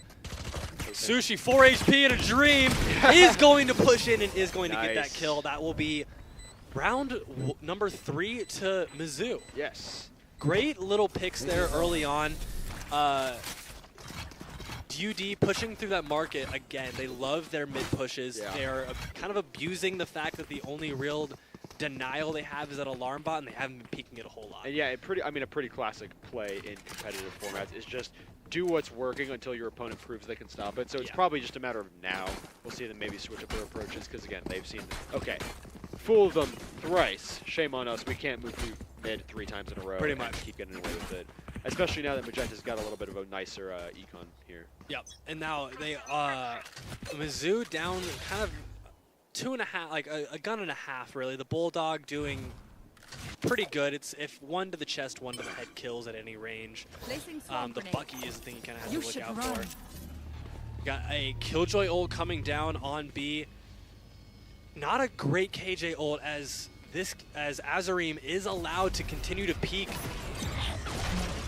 Going to avoid the KJ ult and the KO knife that allows her to continue keeping her util up. Yeah, looks pretty interesting. Again, the teams have pretty decent sight on one another. It's just a matter of not being able to engage. Yes. Because of the utils popping up right now. But the spike is planted, so pressure is on for There's a 5v5 retake. You see that just dash in, but they have no idea that Sova is sitting in B main. As soon as that smoke goes down, he's going to have the kills of his life. He's smoking out. He's taking the swing. He's getting 2. Fish in a barrel. Taking 2. And that is just a great hold from UD Sphinx. Yeah. It was a 5v5 retake, and sometimes those are really hard to hold. They didn't necessarily have the space that they wanted. There's a rule of, it's kind of like a rule of 3s in this map, where every site has 5 space areas that you want to control. If you control 3 of those, you should be able to hold the site. UD Sphinx controlled 3 of them. They controlled Boathouse, they controlled site, and they controlled main. And that's exactly what they were looking for.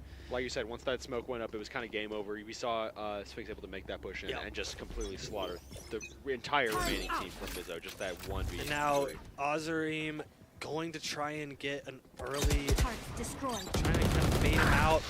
This is so big. Taking the bait in mid. Azareem getting one. Sushi getting one with a classic in mid is an insane little shot from all the way. Yeah, that was really nice positioning. It was just we wish you got a little bit more value over, but a trade is not bad.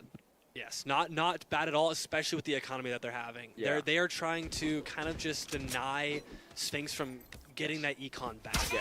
And right now they're doing that amazingly. Omen still on the site. Sova pushing back down ramp. And Sage not anywhere near sight. Amakari gonna get taken out. Sober Sushi gonna get another kill with the classic before getting traded. Yeah, Chrissy Ray also getting traded away. That's the one who we saw take out 3 this last round. So again, now J-Bro slow walking down ramp, gonna get caught out with a classic against a Phantom. That's the reload. Oh, Satchel's up. Gonna back out, try and. All right, J-Bro is. And now it's all up to 1, gun to get sprayed. Yeah, well, surprisingly walks into the wall bang. Yeah. But yeah, there's that paper map. You know, that wall in particular is wall bangable to I believe every gun except for SMGs and like the classic and the frenzy, that kind of thing. But any assault rifle, any sniper rifle, any light machine gun, all wall bangable. Right here. And you see Chrissy Ray with that 8 and 2 has the ult ready. Omens love to save their ult for the inevitable, the bomb is down and I have a free sight. We might see Zimmy kind of push up heavy here into a site with her ult if they're looking for maybe a heavy entry. This is a great one way from the Omen here. Very difficult for UD to look through it, while whatever is able to just kind of peek the feed. Yeah, just peek the feed. Yeah. Oh, surprisingly, Zimmy's not going to watch. Nice. Zimmy notices where the smoke comes from, doesn't check wine, gets killed, and then Jade is actually going to trade out onto the Great Wall from the Sage blocking off. They're going to break it, but it decreases the area that they can push in from. Yeah, they're kind of blocked off just a tad bit. Mizzou pretty much completely shutting down the ability to push to A right now. There's going to have to be a lot of contact if Sphinx wants to make this push. 54 seconds, they're going to have to opt out now to push away from this site, but you see that the KJ still sitting on that B site. The one thing a KJ will never do is rotate unless the site has been taken. I will tell you. Well, we do see UD's KJ was moving over there for a minute, but it just really probably just a decent planting. Cover going on. Moving back to 30 mid. seconds left. Again, I think UD kind of recognized, okay, it's going to be real tough. They've got 30 seconds here. Omen maybe looking for...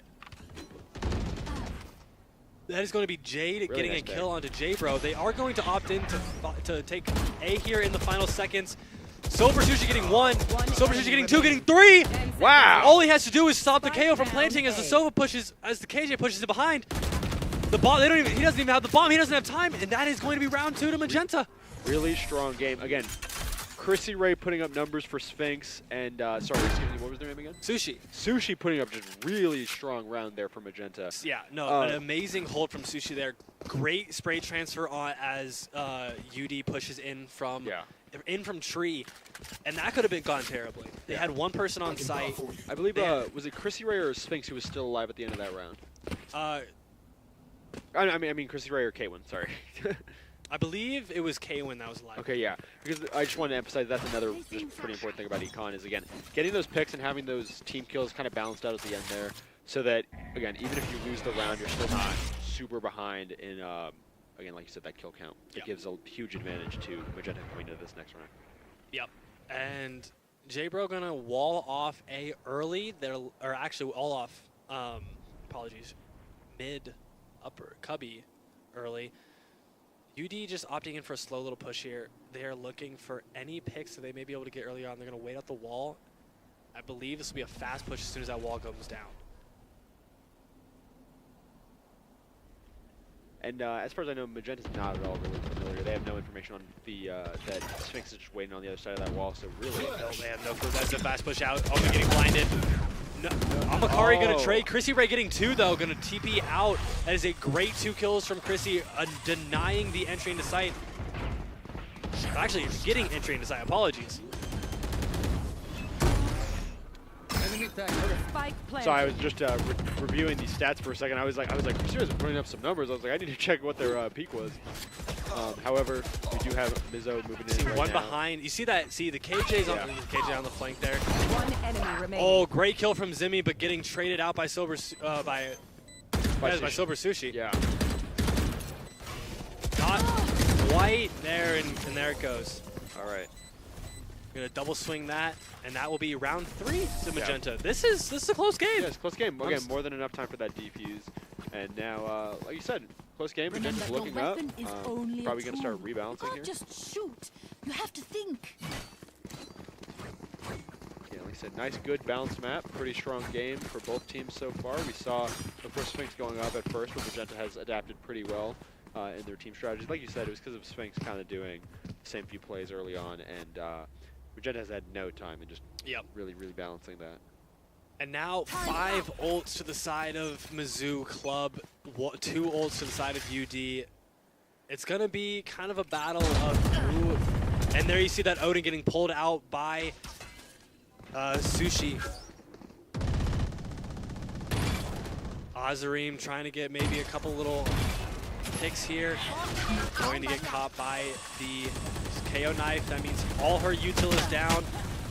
Sushi just absolutely laying into that smoke, taking out Zimmy, and there goes their entry. A great an attempt from Chrissy to get into sight on a TP, but like Sushi just reading that perfectly and denying it. Like we said, Sushi and Chrissy Ray are just the kind of the powerhouses of both teams gonna right get that now. intel on Sushi especially has been shining this round. Sushi getting that intel that 2 players are sitting in that B main section, gonna reload the Odin. We may see another spray coming in, and then you can hear it in the background. That spray is laying into that wall. 100 bullets in the Odin magazine, just ripping through that wall. You'd think by the end of that you'd have an actual hole in the wall. Yeah. Amakari trying to hold this door. Gonna get 1. Not gonna get the second, and that will be a free A site to UD. However, it is a 4v2 ending off here with 4 ults to the side of Magenta. Yeah. Yeah, the resources are up for Magenta as Sphinx is pretty pinned down, especially as Haven is the only member of her team that is still kind of holding on to that health bar. Yes. Utils come in. Ewodever. Nice! Really strong pick from Ewodever. Again, they're going to find the second one. Kelp going to get 1. And not going to be able to get the second. Does not have util down on that bomb. No way to deny it. And is going to get taken out as round 4 ties, or as round 8, apologies, ties it up to Mizzou. It's now a 4-4 game. And we are not that far from switching over. We are not. However, this round could go either way. Mizzou needs this win to keep their econ intact. And if UD can take this win, it's big on them. An econ win is always big, especially when you know that the enemy team is down like this. Yes. Because again, like you said, just Magenta building up that streak the past couple games after going down at first. They are now kind of just going to be controlling the momentum of the game from here on out, setting that wall.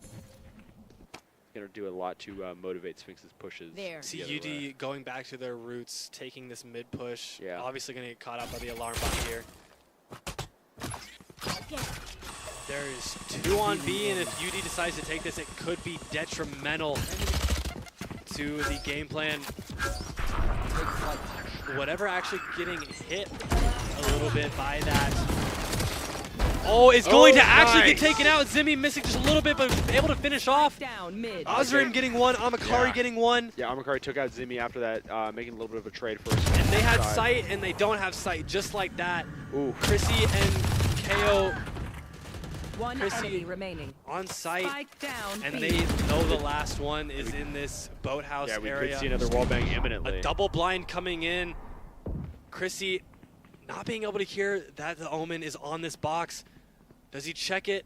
Chrissy gonna get taken out. Can he find the last? But we see that. 30 seconds left. Kelp 1v1, is on the other side of the map. Yeah. With ult, with 70 HP, but no util. I do think Magenta has caught on, though, as they are also rotating, kind of checking around, seeing that, okay, the spike is about to go down, and Fast is now about to become a 1v1 gunfight, a bit of a standoff coming up at the top of A. All right, they are going to make that slow push again. They know to take their time. Amikari, again, pretty much shouldering the win of her team right now. 2 smokes and a TP. The big thing here is that Kelp has no util outside of that ultimate. But that 10-second timer could be detrimental. Amikari is going to get this to half and then TP out to avoid the timer. Really strong play. And now with the second smoke coming in, can Amikari avoid getting killed? She can! She can avoid getting killed! Great play from Amikari. Knowing that she has a TP available and the time that it takes to get that bomb to half. Yeah. Beautiful play from Amikari there. Yeah, really strong game knowledge there of just like that could have been the Razor's Wire. But yeah, using that smoke to almost kind of bait in as well by teleporting out. And then finally, I meant to say using that smoke to cover her own play.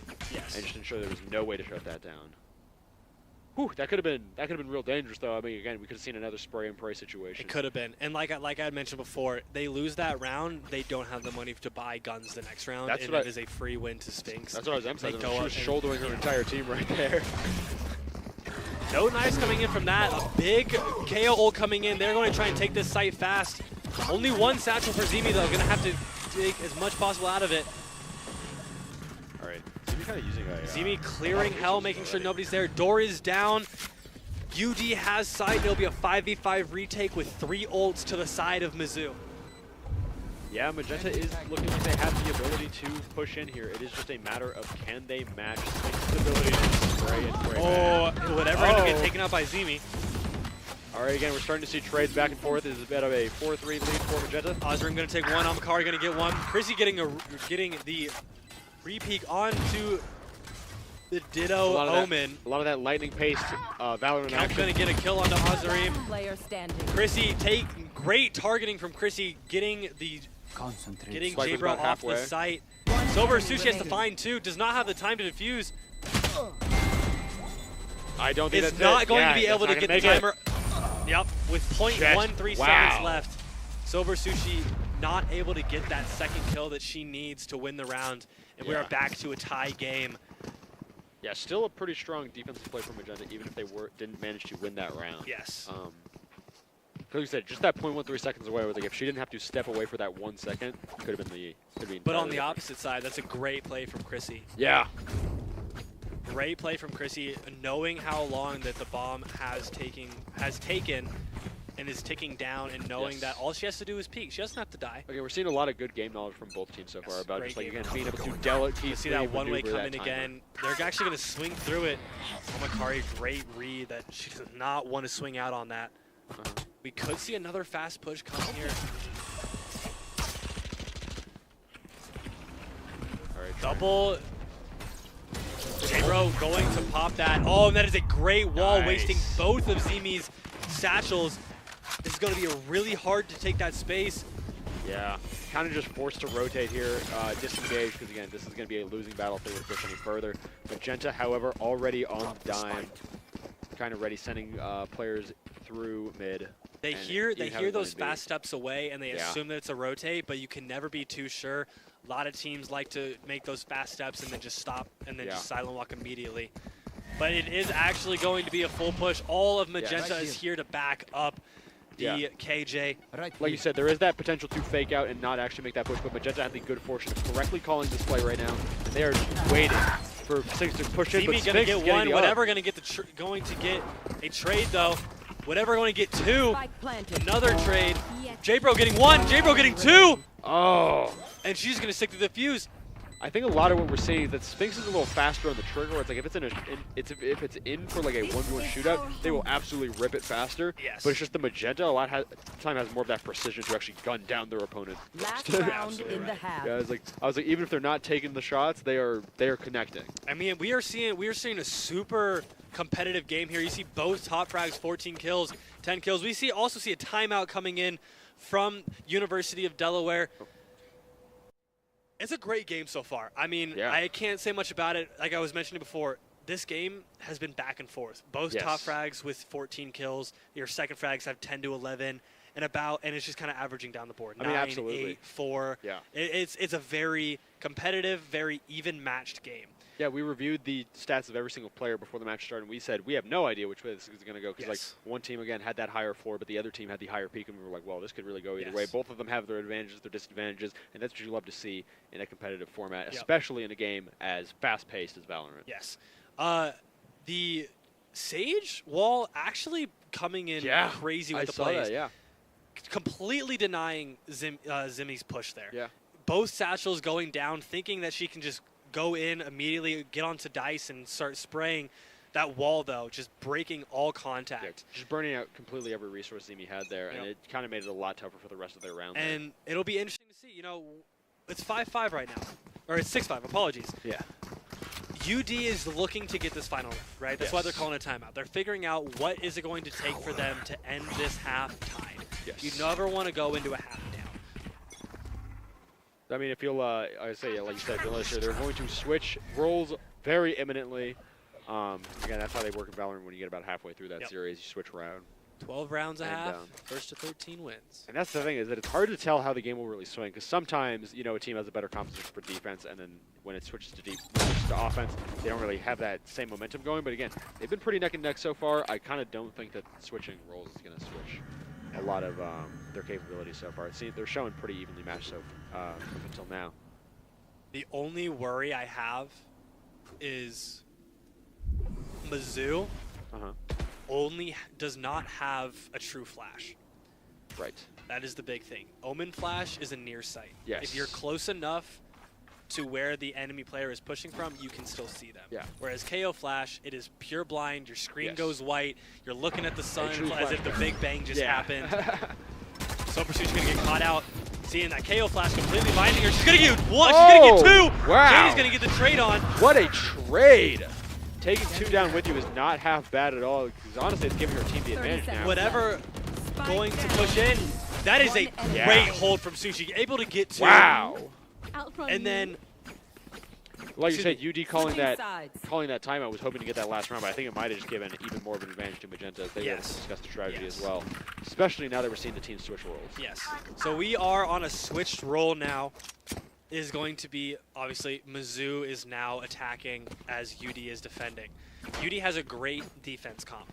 Omen has the smokes. KJ, obviously, we've seen great mollies, great alarm bots from both, from Azareem on the Mizzou side. Apologies, and we'll probably see very similar gameplay from Kelp on the UD side. Whatever, I'll obviously be looking for maybe those fast dashes into sight. Keep up. Can smoke herself off when she gets in, kind of work around Dice, work around Jen on this A side.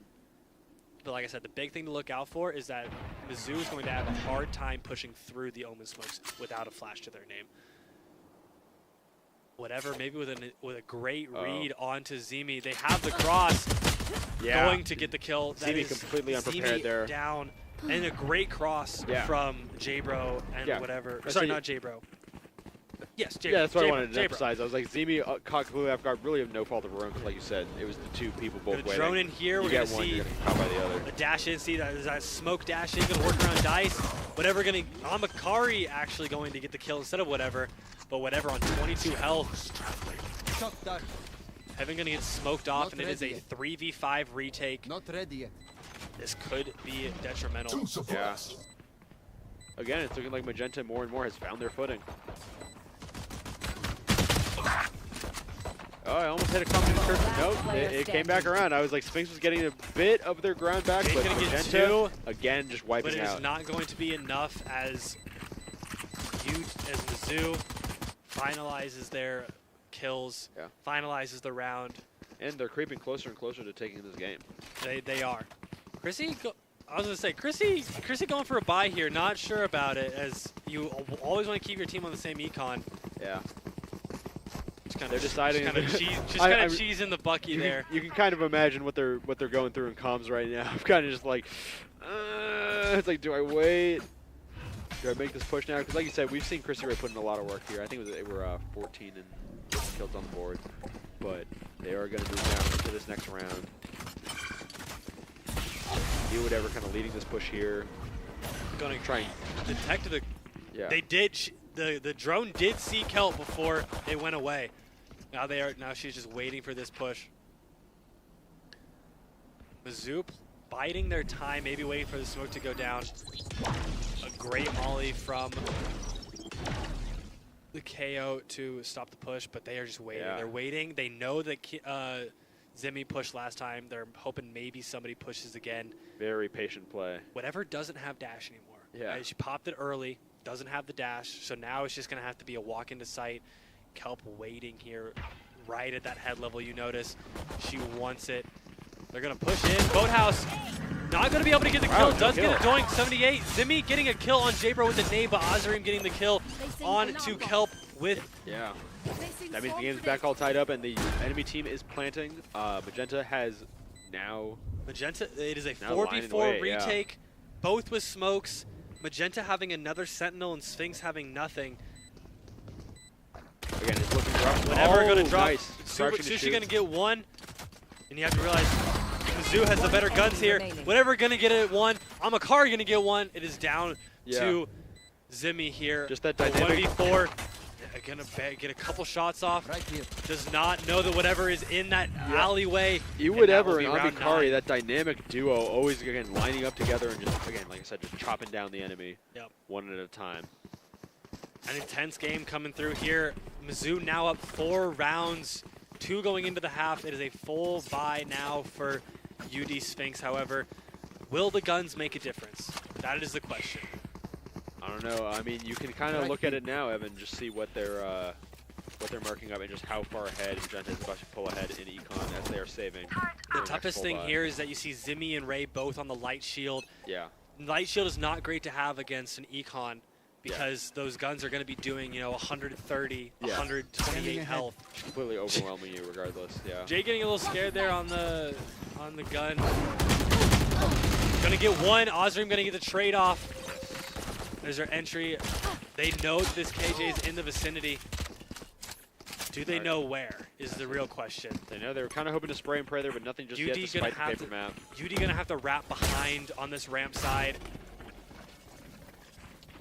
J-Bro checking. Kelp gonna get one in Boathouse. Gonna get swung. Gonna find the second. Kaywin gonna come in from ramp side to get the third, and Kelp gonna get the... And Kelp with the headshot on to balcony or rafters or tunnel, whatever you want to call it. Yes, Sphinx's first round in a minute. They really needed that.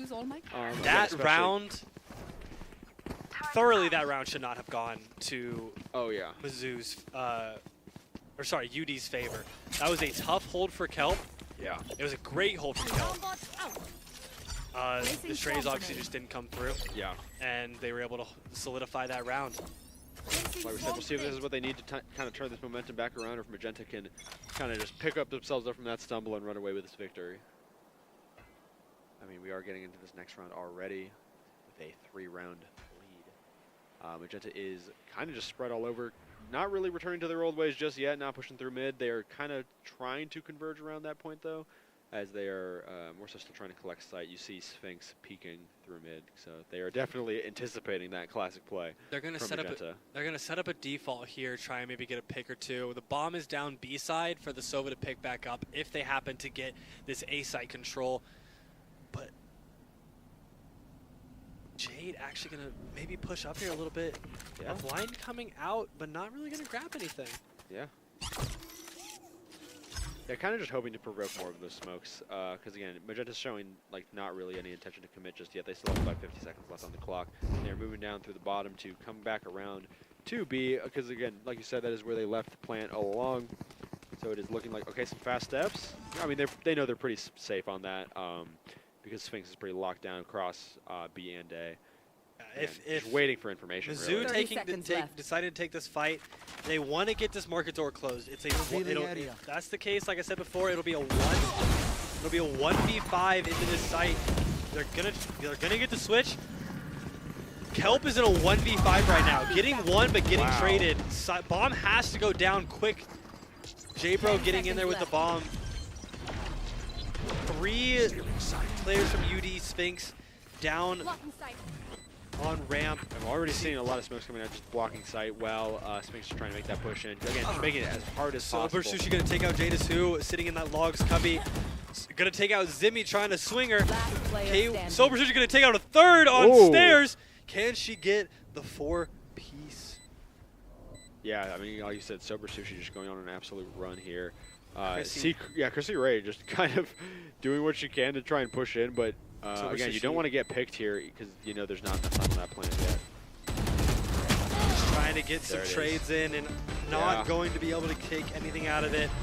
Round 10 to Mizzou. Like I said, she was pretty aware that she could not make it to that plant. You know, I mean, that spike in time, but was still just kind of hoping that she could take a pick or two without losing herself, but she did get taken out at the very end there. Like you said, pretty insurmountable odds. Sober Sushi having an absolute heyday right now. 21-9-7. Yeah, wow. I mean, like we said, talk about numbers. Yeah, great showing from both teams. Sushi though, showing not only can she help get the kills, she can get it herself. That's I think what we're seeing a lot of from Magenta, just that team synergy. I think that Chrissy gonna swing early, not gonna get anything. I think that that timeout earlier really helped a lot for Magenta to adjust their team synergy here and kind of just what's the word? Kind of just adapt completely to what Sphinx was putting down in the early games.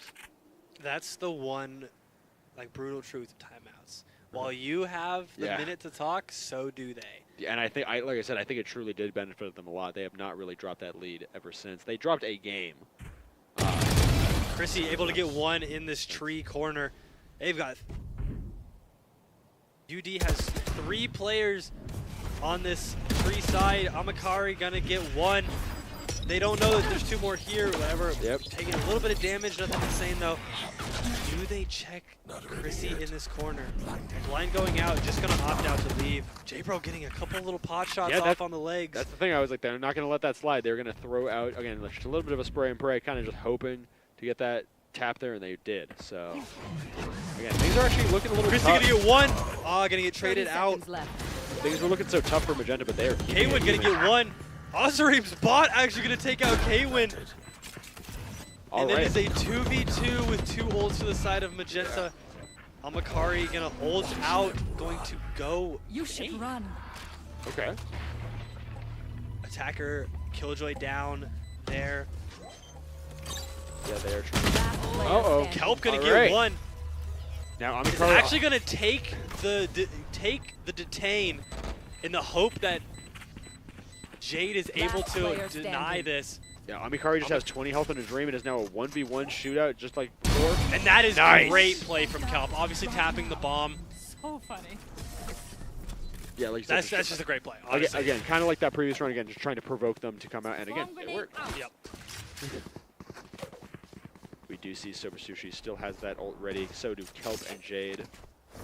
So far it is looking. Again, Sphinx is keeping it close. I mean, again, Magenta didn't run away with it too bad. They have the lead for the moment, but we are pushing back into buy phases. We have about 10 seconds left till the next round. And again, Magenta inching ever closer to victory, but Sphinx not far behind. Right here. It really is a matter of just where this push is going to be directed this next game. Because again, we've seen a lot of, we saw a lot of mid early on, and we've seen A these past few times. And it does look like that is what they are familiar with, and they are going to keep pushing that direction. Yeah, they're loving this A site. We're seeing some smokes coming up already. KJs are infamous for sitting on B and just waiting it out. Yeah. So Magenta obviously assuming that Kelp is on that B side, and there's not much that she's going to do to change it. Yeah. K-Win absolutely great spade through that smoke. Chrissy actually going to get a spray through as well from Heaven. Chrissy getting 2. Whatever, actually going to get that trade out as the TP fails. Jade going to get 1. Whatever's last alive gets 1, but Zimmy's there with the trade. Great play from Chrissy. Yeah. Not ignoring the smoke completely, walking straight out onto Heaven, getting 2, trying to TP obviously, but whatever, getting that early headshot. Omen TP having a little bit of a wind up before you can get out. But you know, it wins them the rounds, right? You don't have to be alive at the end of the round to make a difference. And you see that, You know, she's 18 and 14. That's what I was going to look at her record. But she is doing an amazing job in this game. K-Win with 10 assists. Yeah. Getting those blinds, getting those suppresses. And we saw her take a pretty good pick this last round as well. Yes, she did. Running a great Spectre spray through the smoke. Yeah. Looks like Magenta actually might want to fast push into mid here. Going to ignore the smoke completely. That ping going off, knowing that there's one market, nobody pizza, nobody backside. Can whatever get a nice little dash updraft here onto Kelp sitting. Oh, Actually gun going down. to dive Zimi, from yeah. CT spawn Yeah. to Zimi before. Zimi gonna get a second kill into the bomb down in bench. Going to jump in pizza. Omen also dead. And Zimi! and ult at the ready. None. I'm gonna get a Are we gonna see the first ace of the 2024 Purple Rain series? I mean, maybe you are seeing Sphinx kind of pull back a little bit just to let Zimi push forward. They know where she is. Yeah. It is Sushi, the Yeah. infamous Sushi that has been Yeah. dominating this entire game with the Sheriff. We There do it see the is! first ace from University of Delaware's Zimi. Great ace. Incredibly strong round, especially because, again, that might be just what they need to tie up the game. It is now only 10-9. From start to finish, that was great. Whatever wanted the push into market, Zimi, they didn't smoke off. Yeah, break it down for me, Evan. They didn't smoke off that back entrance into CT spawn. Zimi getting a free pick onto the ulted Jet. Yeah. Then getting a great nade kill. Oh, yeah, I saw it just Yeah, battle around the corner, sorry. Getting a great pick onto the Sage down in mid, and then aiding Pizza. Yeah. Onto the Omen, who then had to TP out and get picked. Yeah. And then the ult. Honestly, Kelp just kind of whiffing a little bit, Yeah. just a little bit. Yeah. Getting the ult kill onto that. Yeah. Or sorry, that was actually Oz. Yeah. And then And it just finally winning the came down. gunfight. Yeah, it finally came down to the gunfight. Yeah. Great ults, great ace. Again, it's that team syndrome. We saw them say, like, hey, you took 4, have the last one. And that is the first official ace of the second annual Purple Rain series. Yeah. First ever women's only collegiate You've seen it here league. first, folks. You've seen it here first. First ever women's only collegiate Valorant league, and we are off to the We're actually going to push in rather than backing up.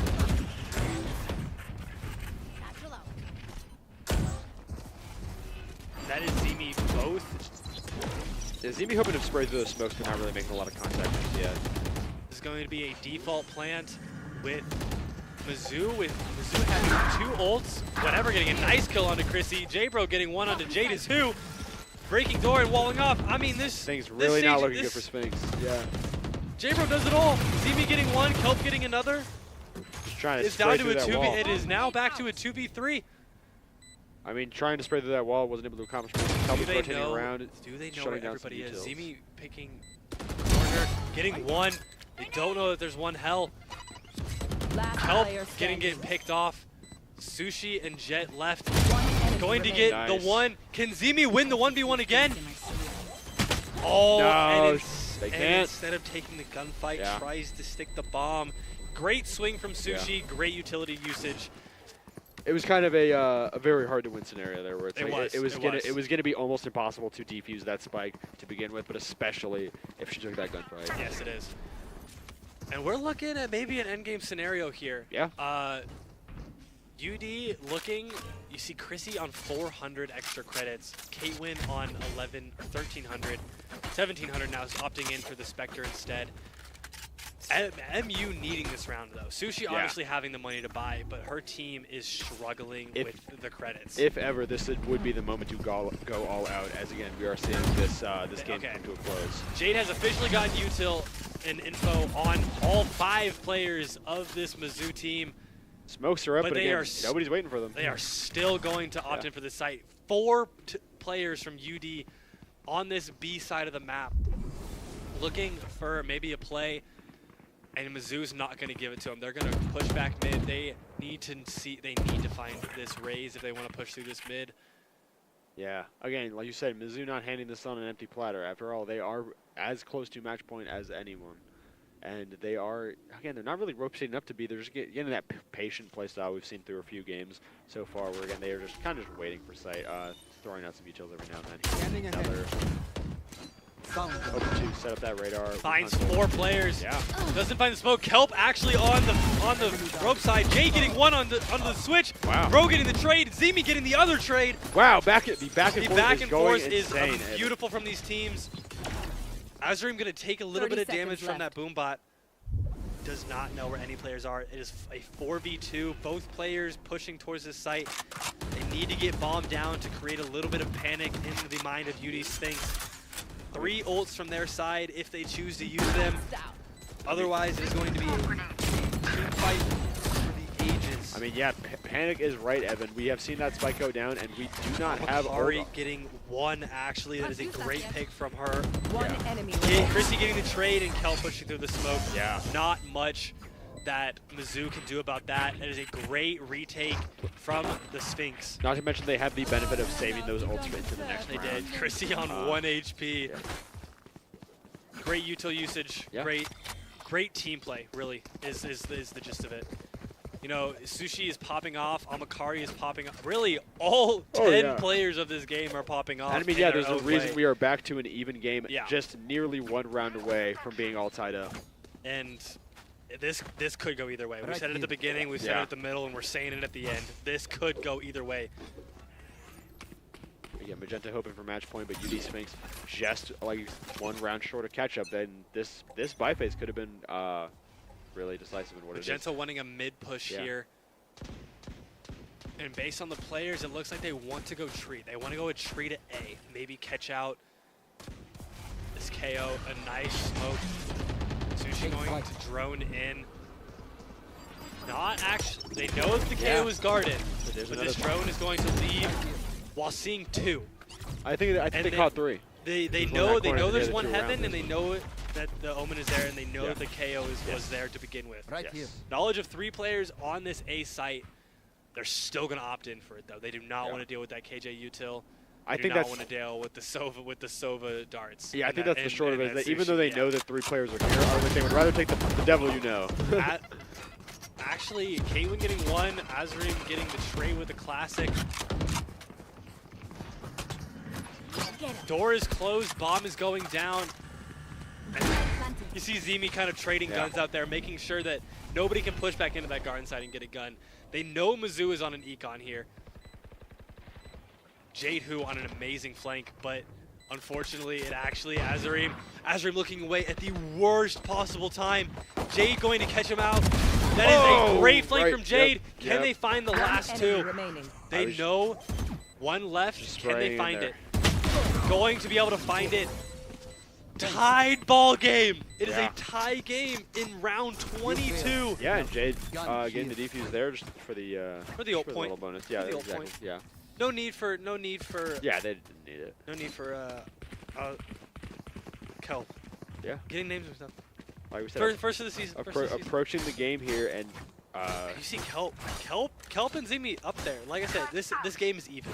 Oh yeah. 22 to 24, 20 to 20, 19 to 16, 13 to 11, 6 to 8, 12 assists from K-Win. Yeah, I was a really great assist. Yeah. I mean, that's the beauty of playing flashes. You just get the assist. Oh yeah. You're collecting them like cookies, really, and it is just a really tight early game. drone from Sushi. Knowing that she can grab all of sight, not getting anything on Gen, Heaven, or Hell, but able to clear out the majority of sight. But you see Zemi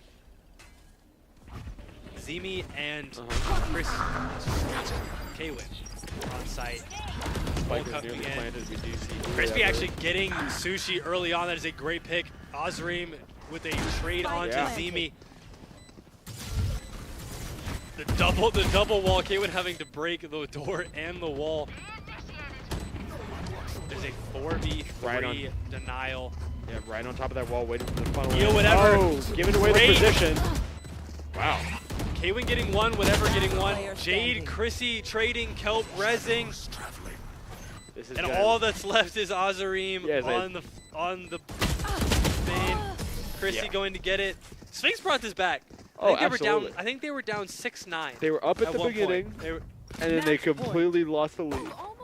They brought it to even, and then now they are finally bringing it home. UD was actually down at half. Ooh, but here comes the timeout. We've kind of just been anticipating. So that. UD with a great run. They were down at half 7-5. I believe they went down halfway through this round 6-9. Yes. And they are now back up 1 round on match point. 12 to 11.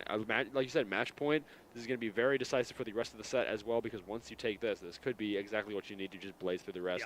Because as a reminder, this is going to be a best-of-3 series. So if they win, they only need one more after this. Yeah, Mizzou needs to look for this lockdown. You know, they really want the A site, so maybe we see the KJ push over to A. Let the Sova handle the B. Maybe switch KJ and KO. I know KO's been sitting on that A side a lot. We might see a little switch. Or they try and get a read. They leave the KJ on B, hope that Mizzou or UD decides to go that B site and maybe get that tying round, maybe bring it back and go into overtime. We see the first overtime of the second annual Purple Rain. And we are moving back into the game already. I'm sure you, Evan, this is going to be a very electric round, no matter who comes out on top.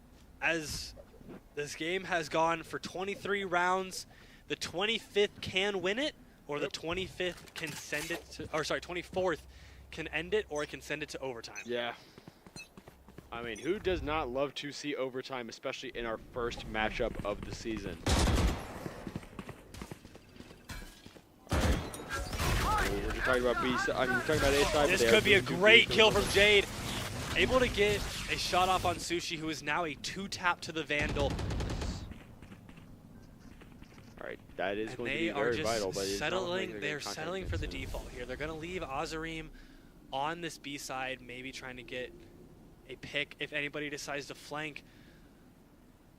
And then the rest of Mizzou is going to send it up A slow. But J-Bro going back B with the bomb. That's what I was saying. I was like, they do. They really want this fake B side. Yeah. The double denial on that A main entrance. We're gonna get a third piece of util to detect who is there. I do not believe that actually got whatever. You should run. And there is the ult on the B side. They're gonna end it. They're gonna try and fast push off this. Bot goes down. Is Kelp gonna try and contest this? She is not. You gotta watch out for Market. 30 seconds. That really vulnerability, J-Bro taking full damage from both of those Killjoy contesting would have been so vital there, because again, now that you let that slip through your fingers, you are not going to be able to have the opportunity to plant again. And Sushi actually went down on main. So now it is a 3v5. They've got to get that bomb down. Ozra getting 2 for 1. They've got to get this bomb down, but 3. Chrissy is holding it. They need to find the kills.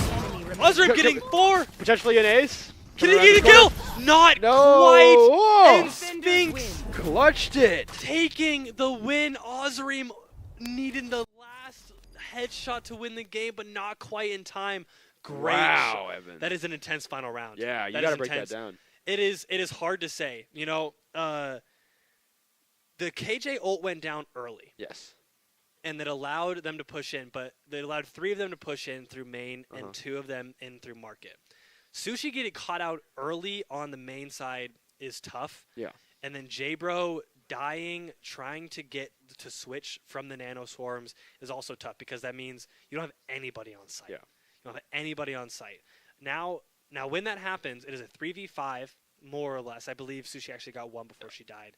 It is a 3v5 with util to spare. Yeah. UD knows they don't even have to worry about it. There was 12, I believe it was 25 seconds when that push started. It was 13 when J-Bro died with Spike. Yes. In switch. Say dropping it in a dangerous That position. was terrible. Yeah. That was really tough, because all she had to do, if she pushed Ali and continued to go, they could have gotten that bomb down and they could have played a little bit safer. Yeah. Instead, Ozream having to push out of sight into ramp, getting the 2, big. Yeah. Getting the 3rd on Chrissy in switch on trying to get that bomb, big. Getting the 4th on to Kelp was big, and not quite getting that 5th to solidify the overtime. And again, with a electric round like that, it does give them the advantage in the set now. Yes, it does give them the advantage. UD is up 1. Mizzou's going to have to bring it back, map 2 and bind. But while we wait for that, we're going to go to a quick 3-minute break, and we'll be right back with you guys with more Valorant. Stay tuned.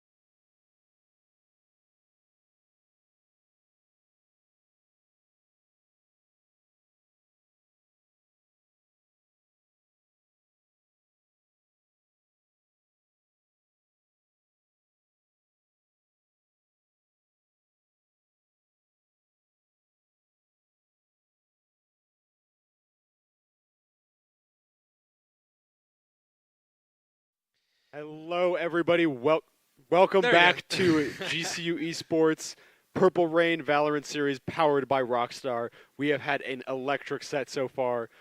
We, again, just saw a very neck-and-neck series there that finally ended in, I believe, UD. UD Sphinx winning it 13-11. Taking that last round. And we're about to get into our next match. We already have the map prepared. It'll be Bind with yes. Sphinx on attack, I believe. Yes. I believe, if I'm not mistaken. It'll be Sphinx on attack. And we saw a great attacking from them in the Ascent game. I believe we'll see it again. I have a feeling that we'll see another Raze. I believe we'll see two Razes this time, actually.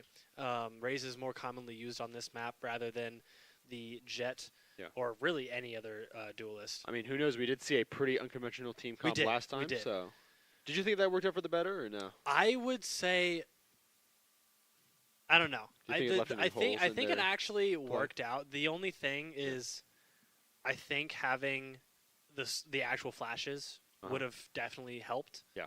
Not having those flashes is really tough. Not being able to push confidently into a site, knowing that nobody can see anything, it's tough, right?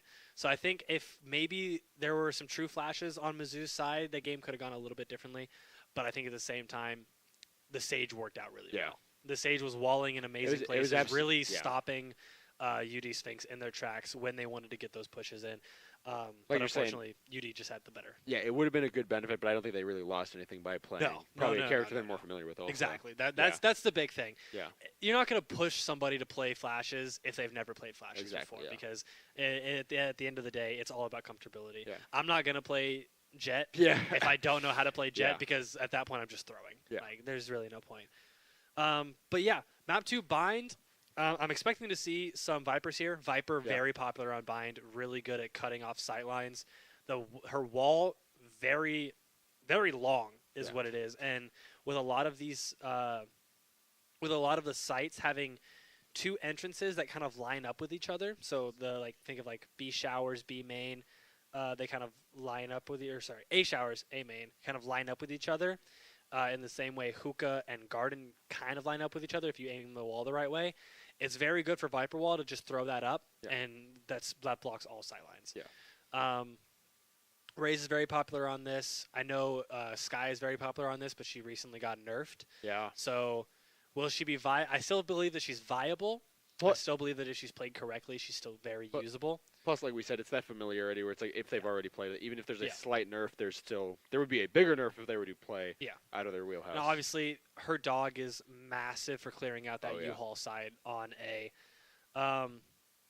But really, like I said, I thought meta comp was a thing, and I just was proved wrong. By watching 24 rounds of great Valorant gameplay from not meta comp.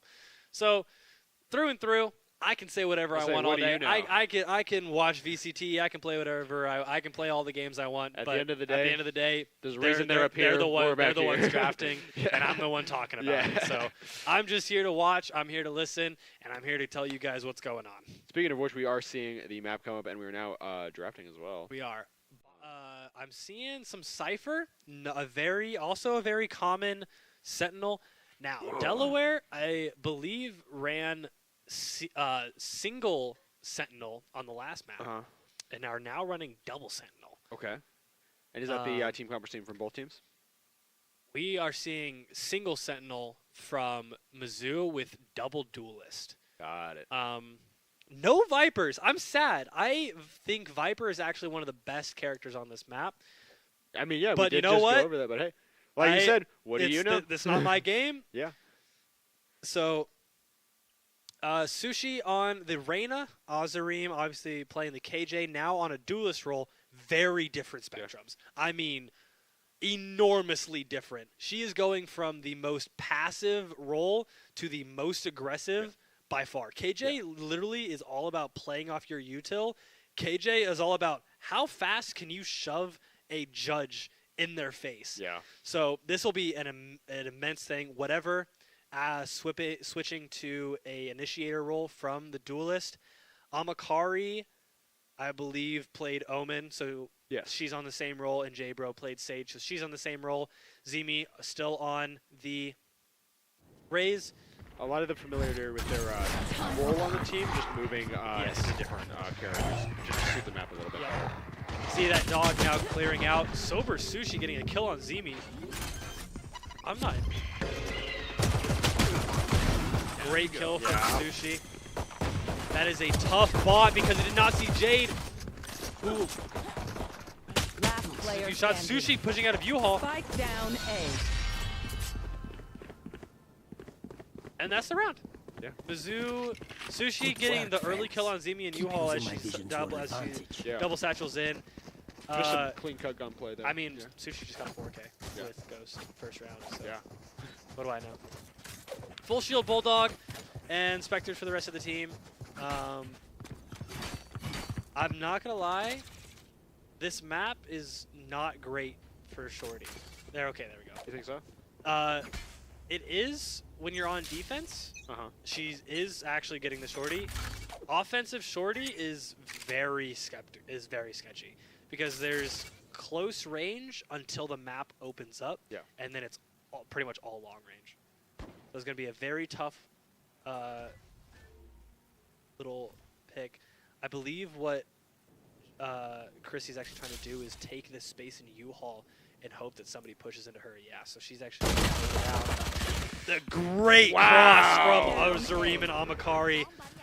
I mean, that was a firing line. Yeah. I mean, there was nothing any of those three players could have done on the wall execution, and now Sphinx is down with only two players left. I mean, UD read that perfectly, right? Like, they were like, okay, there's one in this corner, there's one in this corner. But, I mean, the gun difference is just astronomical. I mean, yeah, it's still showing that they have that game knowledge, that familiarity with where their enemy team is wanting to move. It's just like you said, it's that early round econ where they are they got shut down game. It's going to show for the next round or so. But I think even though that'll show for the first few rounds, we'll still see that they have that acumen to bring it back around as we saw them do last game. Sushi getting one more, Ozarim getting one more, Amakari getting two off of that Spectre, and whatever getting one and that final kill on to Caitlyn. Here. And now it is a full buy. Zimi at 125 health, the rest of her team at 150. And Ozarim and Amakari at 125 as well. It'll be tough because I believe I saw a Phantom on to Amakari, if I'm not mistaken. That gun doing 35 per shot. I see the dog making moves. All right, Zimi hoping to move in again, just throwing out those early. Getting one onto J-Bro, getting whatever, actually going to get a trade onto Kelp, but Jade is who is there. Bomb going down, and now it is a 3v4 retake to the side of Sphinx. A great hold on to this B site. Yeah, we do see Magenta coming up from top two, lower into B. But again, like, as you can expect, Sphinx is ready and waiting. They are not going to have the same. This is a great hold from Zimi, playing off just a little bit, playing with Jade actually. Jade getting two. Yeah. So really not a bad volley interaction off. She knows the brim is there. She knows somebody has to push something. Here's the gun drop. Breaks the TP, and Caitlyn is there for the kill. Great cross again. Like these UD players are playing off each other very well. Like I had said, I mean, even it was just that early round gun difference. It was like once they were able to catch up, we're going to see the change in gameplay start to shift a lot because, again, like you said, they have that team synergy, and they just have the game knowledge. And really just the way they maneuver around the map as well has just been able to really account for Magenta's plays. Yep. I mean, we see already right now that they are looking to start on this. I hope they do the play I'm thinking of. They're going to smoke or far down long. They're going to actually push down this long site. Yeah. All right. Oh, I thought. Zimi actually taking about 40 damage. Yeah, that is rough. And all for naught because UD Sphinx gets out of it harmless. Or actually, sorry, Magenta getting out of there without any damage taken. And they're going to keep with this B side. Sky sitting back, Brim on this elbow, and Reyna actually pushing over. Oh, great spray from whatever. Yeah. Maybe just seeing a little bit of the gun barrel, maybe some elbow. Yeah. And just spraying. I mean, that's just beautiful. Yeah. And that is, they are flank watch down. That is their sentinel. One of their sentinels, I guess. They got 2 of them, so they're fine. Still maybe opting in for this B-side push. K1 saw whatever, and there's going to be the switch over to the A side. Cypher sitting in this U-Haul corner. Raze sitting back sight. 30 seconds left. We do have an trying to get some kills. J-Bro pushing out. Getting 1. Kelp getting the trade. There's going to be a Vandal, 2 Kelp. Azreem through the smoke, killing J2. Last player. Sober Sushi and Azreem both getting 1. He's going to be a double swing, and Amakari is going to come out with that final kill. They're really strong teammates there. They heard all 3 TPs, and they immediately rotated. They didn't say, I don't care if somebody didn't TP. Yeah. Bomb is going down on A. We are going to make sure it doesn't. Yeah, it did end up costing them the game to move in hastily like that. And really, like you said, it just came down to that double swing. There was no way that they were going to be able to take that 1v2 game gunfight. We are seeing, again, they really are they really have been favoring starting B-side. Of course, they usually have to rotate over from physical developments during the game. But they definitely have, again, shown familiarity with the same few plays. However, Magenta does have some pretty good coverage on A-side as well, and they're really just doing what they can to wait for any given push. That is tough. What's the matter? J-Bro putting the Cypher trip not quite where she wanted it, I'm assuming. And Chrissy actually just walking right under it. Yeah. Because that means that this... we're hearing contact across the map. These 2 Mizzou players have no idea that Chrissy is sitting in hookah right now, though. Yeah. Yeah, but it can't be a good feeling to hear that gunfight happening across the map, and then you just see your teammates ticking away. And what's even worse is that Bomb is down in that long area. Yeah. Chrissy with only a sheriff and a lot of players rotating through. Yeah. As soon as Bomb goes down, you could just full rotate. Especially in that hallway. I mean, you pretty much, like you said, they can just shoot down that line all day, every day. Because Sphinx is kind of just forced to rotate around. Kelp gonna swing this, knows that there's 1, doesn't know that there's a 2nd though. And that'll be the final kill. Amakari getting a 3rd. Yeah, they were really hoping to take a pick off Amakari, but again, it just was not happening as they were kind of being forced to, again, just run into that lineup and say, please shoot me. Yep.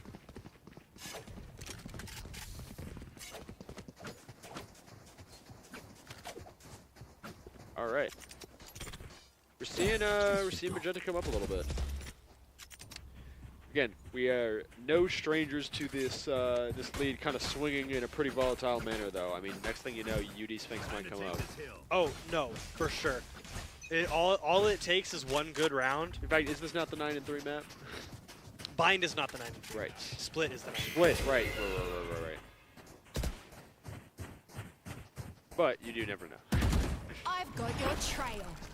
Okay, they note that Old is telling them there's 2 on them and 1 on the other side of the map. Sky, whatever, and Sushi going to leave site and play maybe a hookah retake into a long retake. Yeah. As 2 of their teammates push back through CT up in this ramp side into elbow. Okay, I say Jade's got to keep the eye on that dog. They know that the Sky is now in dog. Azreem getting 1 on to Zemi. Not the greatest. Gonna get a 2nd as that bot tracks the Jade into sight. There had just barely been 2 enemies on that side, but I don't think Jade was able to catch them as they were walking through that hall, and then so they had no idea when they were coming out. Sober Sushi, however, gonna get started that. Amakari starting the defuse actually, but Azreem downing Caitlyn. Chrissy gonna get 1, Kelp gonna get another, Chrissy gonna get a 2nd, not quite gonna get the 3rd, Azreem. Kelp gotta play this safe. Has to get an ace, is not going to. And that will be round 2 to UD. Just like I said, UD picking up where they left off. Yep. Yeah, Kelp, it was really all down to just like play it safe, because if you die here, there's still just barely enough time to defuse that, so you either have to stall it out or bait them out, and it did work pretty well. But they were able to just peek around that corner, gun him down. Yeah, just a nice, clean offensive round for Sphinx. Because I was like, you can't always rely on Spike going off. Sometimes you got to just gun down the team. That's the truth behind this. I noticed that this Cypher is putting this trip down. When you look straight ahead and place a trip, you can actually crouch and go below it because your character model is low enough below it. And that's what J-Bro is actually doing. She's placing it standing up. So that anybody who decides to go through it can actually just crouch. Yes. That's what I was assuming, because I was like, because you can crouch and place it if you crouch and aim at head level and place it, it's unavoidable. Yeah, because you can't. You can't jump over it because it's too high, and you can't crouch below it because it's too low. Yeah, it's the perfect height, and that's why you normally always do that. Gonna finally, there's that spray and play, but it's not gonna matter. Azrim and Amakari have showers on lock with this insane cross that they have been doing for the last 5 rounds. What did I call them last game? The dynamic duo or something? They were just picking that up every day of the week. I think Zemi is like trying to. Oh, that also works. You can just do that. That is kind of ironic that she gets caught out by that. Yeah. That is a great nade and flash. Zemi swinging. J-Bro not gonna get one. Zemi gonna get 2. Bomb is gonna go down. It is a 3v3 retake. 3 ults to Magenta, 2 ults to Sphinx. It is about to look like a pretty brutal final round here, especially because if they want to conserve some of that ult. Now you see Brim playing back. If you look at the map, Brim is playing in this teleporter side. He's waiting for that ult. He does not care. Oh, banged right in the head. That is big. Zemi might be looking for their second ace. Nope, Kelp gonna steal from him. Azrim gonna get 1. Yeah, There's no way that Azrim gets this defusal off. Using that, they use that U-tilt to send Amakari back, and Kelp picks up the kill. Oh! Skydog getting obliterated by the enemy remaining. She gets 1. Oh, that is a great wallbang spot from Kelp. Yeah, I say they still know. Yeah, it's a great wallbang spot. Azrim didn't back down from trying to defuse it. I think it's because they knew they just really didn't have the time. Actually, if she pushed over to the left just a little bit, the Phantom has enough penetration to get through that wall. She pushes to her right, looking at the wall, where the tube starts. She can actually defuse from there and avoid that wall bangable spot. That's what I was thinking. I think she was just flustered from the timer. It definitely flustered. Definitely trying not to get shot. Yeah. Trying to avoid that molly as well. That molly was nearly perfect. It was a really good, strong position for Sphinx to be in, where it's kind of you're throwing these multiple factors at your enemy team. Here is the infamous words. Do Mizzou want to play? Chamber wants to find out. Yeah, again, as I was saying, it was just a really tough position where it's like you have these many different factors you can throw up as the offensive team of like, oh yeah, there's a timer beeping down and there's a spike planted. Azuri playing at a disgusting angle. They have not played this. They're letting him have showers. They don't know how how Magenta plays when they're not in showers. Do they know that Azrim is up here? She almost checks it, but not quite. Gonna get a kill. Jade is actually gonna swing out and trade. I know exactly. They know that one is U-Haul. Cypher gonna go for the plant here. The other side, they have got pings on the entire UD Magenta team. Yeah. Mizzou is gonna look pretty rough here if they have to face out this gunfight. Oh, Kelp getting 1, whatever with the trade. Chrissy with the second trade, back down to a 3v2. Jade is who gonna get the second to last player. J-Bro gonna swing out. Yeah. And Jade is gonna get the third to finalize that round and tie it back up. Like you said, they had pings on everyone except for J-Bro, who was already across the map, so he was she was having to really just hightail it over there. She is. And the other team is already completely gone. Tear this map. Yeah. 11-6. And I mean, pretty strong performances throughout the rest of the teams.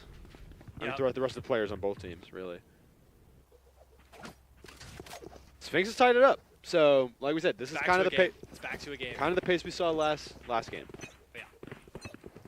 Where someone takes the lead, but. And now Mizzou back down into the econ pit. They've gotta win this round and try and get UD Sphinx's decon back down. That's what their aim is. Yeah. Okay, they're pinging the triple. That's a good point because Sphinx is coming off of a 2-game streak now. Yes. Kelp getting 2! Oh! That is a Headbang. great flank watch from Kelp Yeah. onto, I believe, or no, one of the 2 top frags for Magenta. Yeah. Azurim's still alive, but they don't have the read. No, Magenta's rotating. They think with the 2 kills that they're Yeah. gonna go. But no, Sphinx is just pushing in all the way. If Zemi, ideally Zemi goes heaven here and plays high, but they're not going to. They're gonna opt in to play this U-Haul and front triple side. Yeah. Either way, that is looking really dire. As Sphinx is completely loaded up with 2 ults. Magenta does have 3 ults, but there's only, again, those are the only 3 members on their team, and they had to they have already lost so much time on that spike. Makari getting ticked once with that headhunter. Yeah, and smoked out, so having to rotate. Kelp getting the 3rd, Zemi getting another. Makari not quite hitting those shots. Zemi gonna hit a little flick and finalize that round. So Sphinx is up. There wasn't a ton she could do with just that pistol from that far away. Well, that's the sheriff. So she body shot. If she headshots there, she's dead. Yeah. So 5 ults to Mizzou. They're definitely going to want to start using these. They do not want to give Sphinx this kind of momentum. Jade has 7,100. They can buy for the next 2 rounds if they win this. And if Mizzou doesn't win this, they've got maybe 2 rounds of no buy and half buy, looking them dead in the face. Which is helpful for Sphinx to just build that 2-round buffer where they are going to, again, potentially bury this lead here and now. But, again, it's a little too soon to call it because, I mean, we saw how much they went back and forth last game. Yes, these are some pretty evenly matched teams. Again, both of them have their heavy hitters, but really there's not a weak link among them. There. All right, we are seeing them moving around B now. Maybe because they kind of just full sold into A Makari last has game. no read on this. I've got your trail. Is going to get caught out by this. Yeah. Gonna get 1. Oh, not gonna get the second. K was gonna trade. Yeah, really helpful to trade there even when they got nobody on site. Gonna just have to give it up. Sushi on the rotate. Oh, I say Kel not with the read that they're still lingering behind her. All right, spike planted. Spike planted. Cypher, sorry, J-Bro still on the other side. Yeah. TPing over finally. Nice. Whatever getting 1. Azurim getting a kill with the nade. This just turned winnable. This just became winnable. Very competitive game now. As Sphinx Rosa ult coming through as she kind of hits the wall as the door frame. Is she gonna see the hat first? She's not. Chrissy getting the kill. But really the bomb strong. is not planted where they want it, and Chrissy just too little, too late. Too little, too late. Absolutely, gonna get the kill though. Try and ruin like we said, kind of a little tied bit, up. If you look at it, I mean, yeah. I'm not even sure why Kelp is buying. I think she should have Chrissy buy 4. Yeah. And this is what I was talking about. The spike is still in base. Mizzou having to force up here. Actually opting to force up here. Really no need for a force. You know, they've got, if they want to win this round. Yeah. But the brutal truth is that even if they win this round, UD can still buy next round. Yeah, so realistically, they should have saved this round and bought next round. Yeah, because have the full armor, have the full. Because otherwise, they are not going to be able to shut down Sphinx next time around. Sphinx again coming to be here.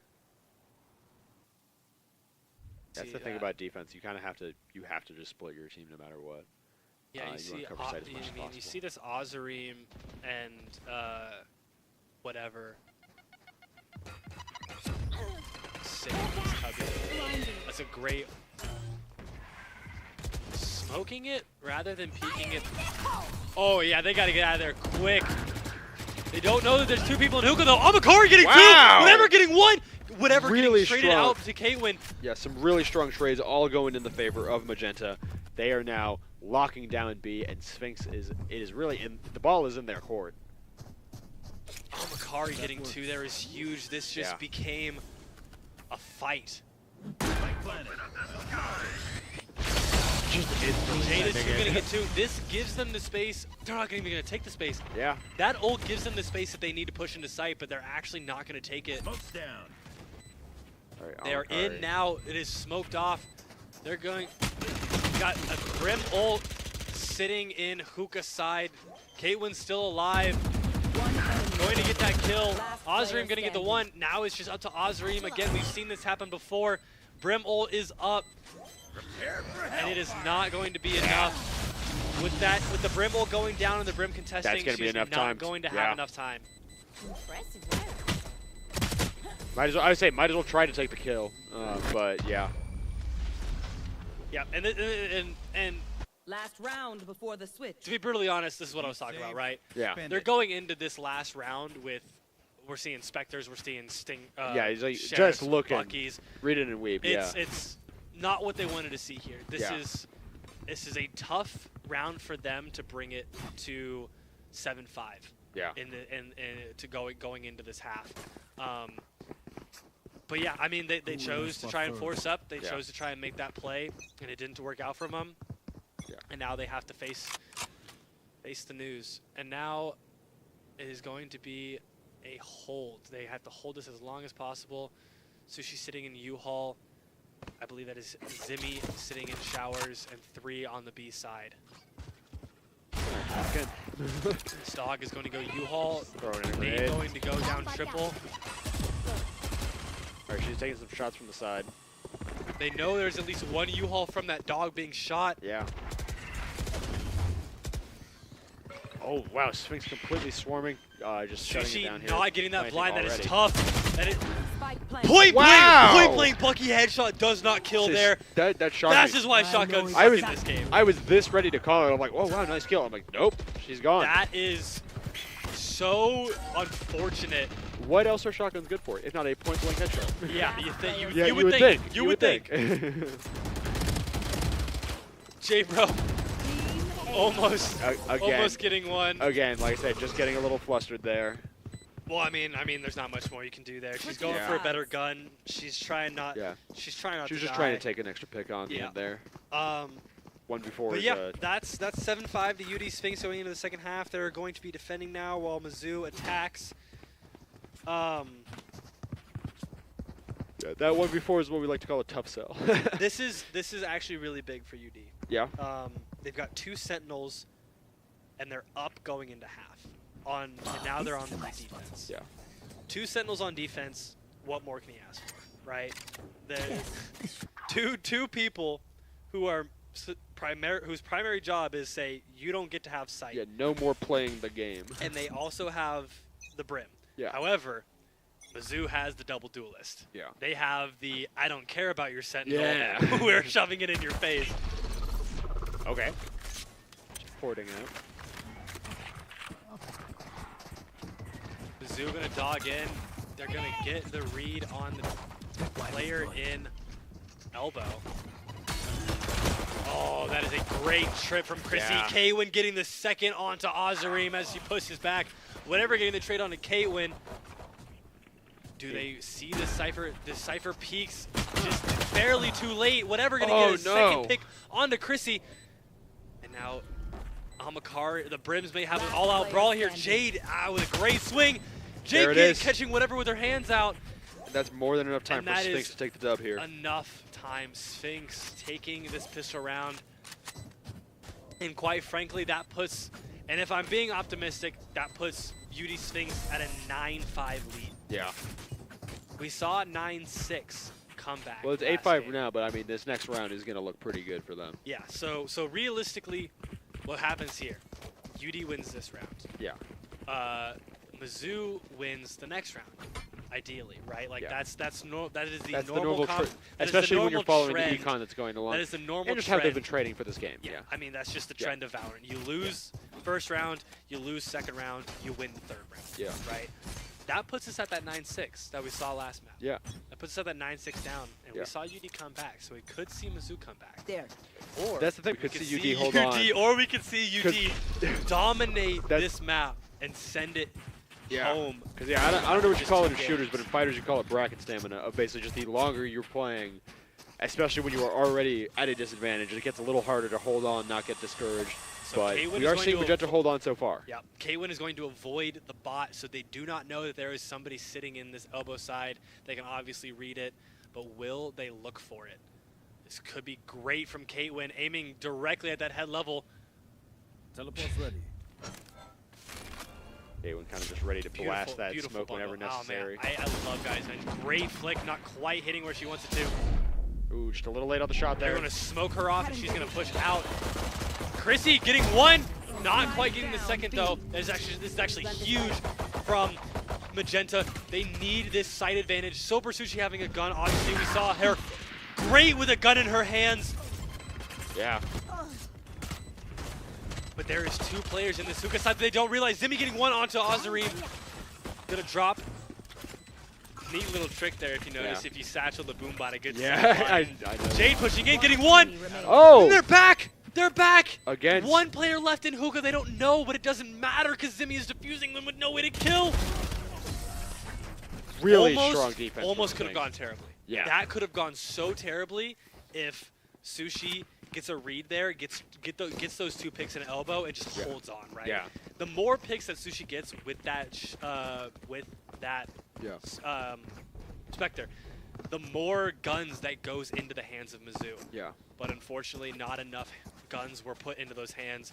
A great flank from Zimmy, and I believe Kelp was on that flank with her, pushing in from hookah, getting those picks that nobody really expected. Yeah, and I mean, we're seeing Magenta come up in the econ just a little bit, but the thing is, like, Sphinx, now that they're saving this round, even if they come down, again, it's looking pretty tough where, again, they are at 9, and they do not need very many rounds left to take this game.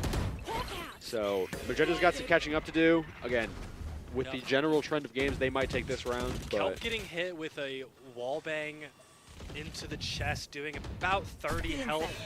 Nothing too crazy, but could be the detriment between a 1-shot, or between a 2-shot and a 3-shot. Azareem getting one onto Kelp. They don't know, they have not checked U-Haul yet. Amakari getting one, Zimi getting a trade, however. They need these kills. It is a brutal push. Oh! Kaywin getting one onto Azareem, Sushi getting the trade. Yeah, decent trade, but looking Chrissy a with little a tough shotgun. pushing. It actually works! Wow! It actually works this time. Oh! Oh, just the Quite wrong look they were moment. looking Now for. it's 1v1. With one. This headhunter could go crazy, No. but instead picks up the teleporter. And Sushi gonna kick that pick, and look where we are. Just running in when they just had a little bit more time to stall out. And it ended up getting them killed for it. But like you said, look where we are, 9-6. I am always an advocate for, in a 1v1, there is no need to use util. Yeah. And that's just me. Yeah. Especially chamber util, right? Like, what is chamber util going to do for you in a 2v1? Or sorry, 1v1. Yeah. But here we are. We are at It wasn't that 2v1 also where they reached for util, and that it was just the opening that their opponent needed to be gone and down. that shotgun would have killed too because the Reyna was low. Plus, we just saw them pop off on their other opponent. Oh, this chamber op could be big. They know she's here.